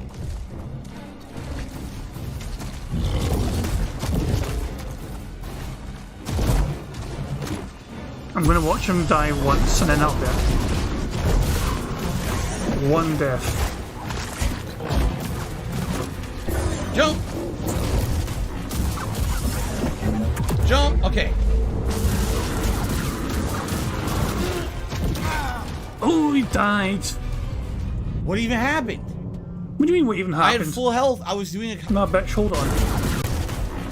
We're going to break this down. We're going to break this down. Let's go full screen for his bad boy. We're going to break this down. So, let's slow it down, shall we? Phil's wondering, what happened? What the fuck happened? We'll go half speed. He's at full health, right? But he's fucking right next to the motherfucker. Jump! Okay. So he's right next to him, he's wailing away. He's basically right on top of him. So yeah, it's like, I don't think you're meant to fucking be this close to the bastard, okay? Don't think you're right, especially when you're right close. The guy has like some sort of one-hit fucking kill, I think, as well, when he fucking basically just chews you. So there's a lot of himself going right there. The guy basically, there's no fucking warning. The guy fucking, look. Phil has a wall right fucking behind him. You cannot fucking stun lock this fucking thing. It's not. So it's kind of fair that way. You can't just fucking stun lock a fucking thing over and over again. So it's going to charge right at him, and Phil's going to have no time to fucking react.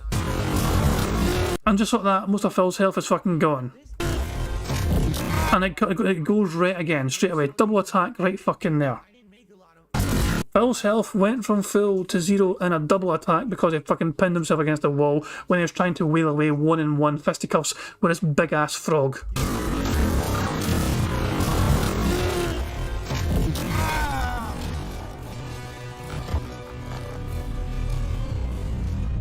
What even happened? You happened, Phil. You happened. You know what? I think one more. Let's see one more death. Sometimes they come out instantly, and sometimes there's a delay. See? So if I'm mid-screen, I can't even dodge that one. It's literally impossible to dodge that move. the game will not allow me to dodge it from mid-stream. See, that time he delayed it. He needs to heal. He has no heals left though. Oh, one more hit, he's done. One more hit, he's screwed. There it is! There's just no way to fucking dodge it because the game is too delayed. If the controls... Plus you're pish. Plus you are pure pish. That's actually a very good fucking point there. May the Force be with you. Let's play Patch Star Wars May the 2nd, 2023. This is how much Phil cares about his fucking content. Doesn't bother to check the goddamn date. Okay, but we're done. You want to watch Phil fucking be a bumbling before this game, there's probably already detracted these streamers right there. Meerkat was live earlier on, for example. I know he was live. The other ones as well, you know what I mean? I am going to wrap things up there, guys. Thank you very much for being here. I do appreciate everyone being here. I hope you all had a good time. Sadly, we didn't get a full house in the bingo, but there's always tomorrow, you know? So hopefully we can get a full house tomorrow with a good old bingo. I'm going to get out of here, though. I'm going to enjoy the rest of my Thursday. And, yeah, I will be back tomorrow with some more bingo content. But until then, I'm going to end things so it always ends things. Notorious PIG contributions made by the excellent talented Pixar Animations. So guys, thank you once again, and I'll catch you all tomorrow. Until then, have a good one, guys. Peace out. On September 14th, a pre-authorized payment of $16.51 from PayPal.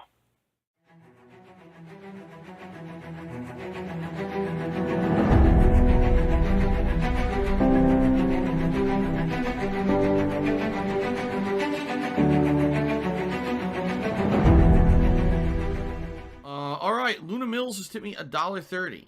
It says, "I'm back. What's your favorite type of shower?" When you're showered in money. When you go outside, and all of a sudden, greenbacks start falling from the sky, and you raise your face up. You're like, oh, you start dancing. You go, oh, money, yeah, yeah. All right, I don't know what the hell you're talking about, but thank you for the first tip of the day.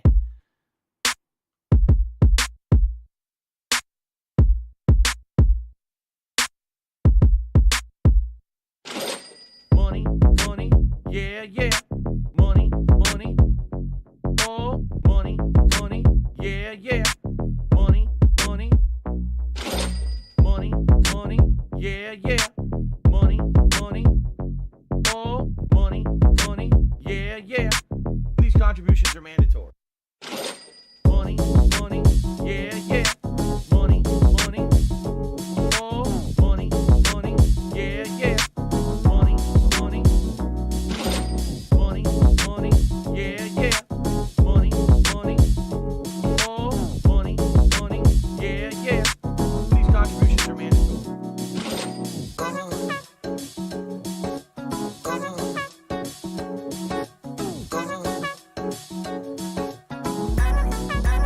Show me the money. Money,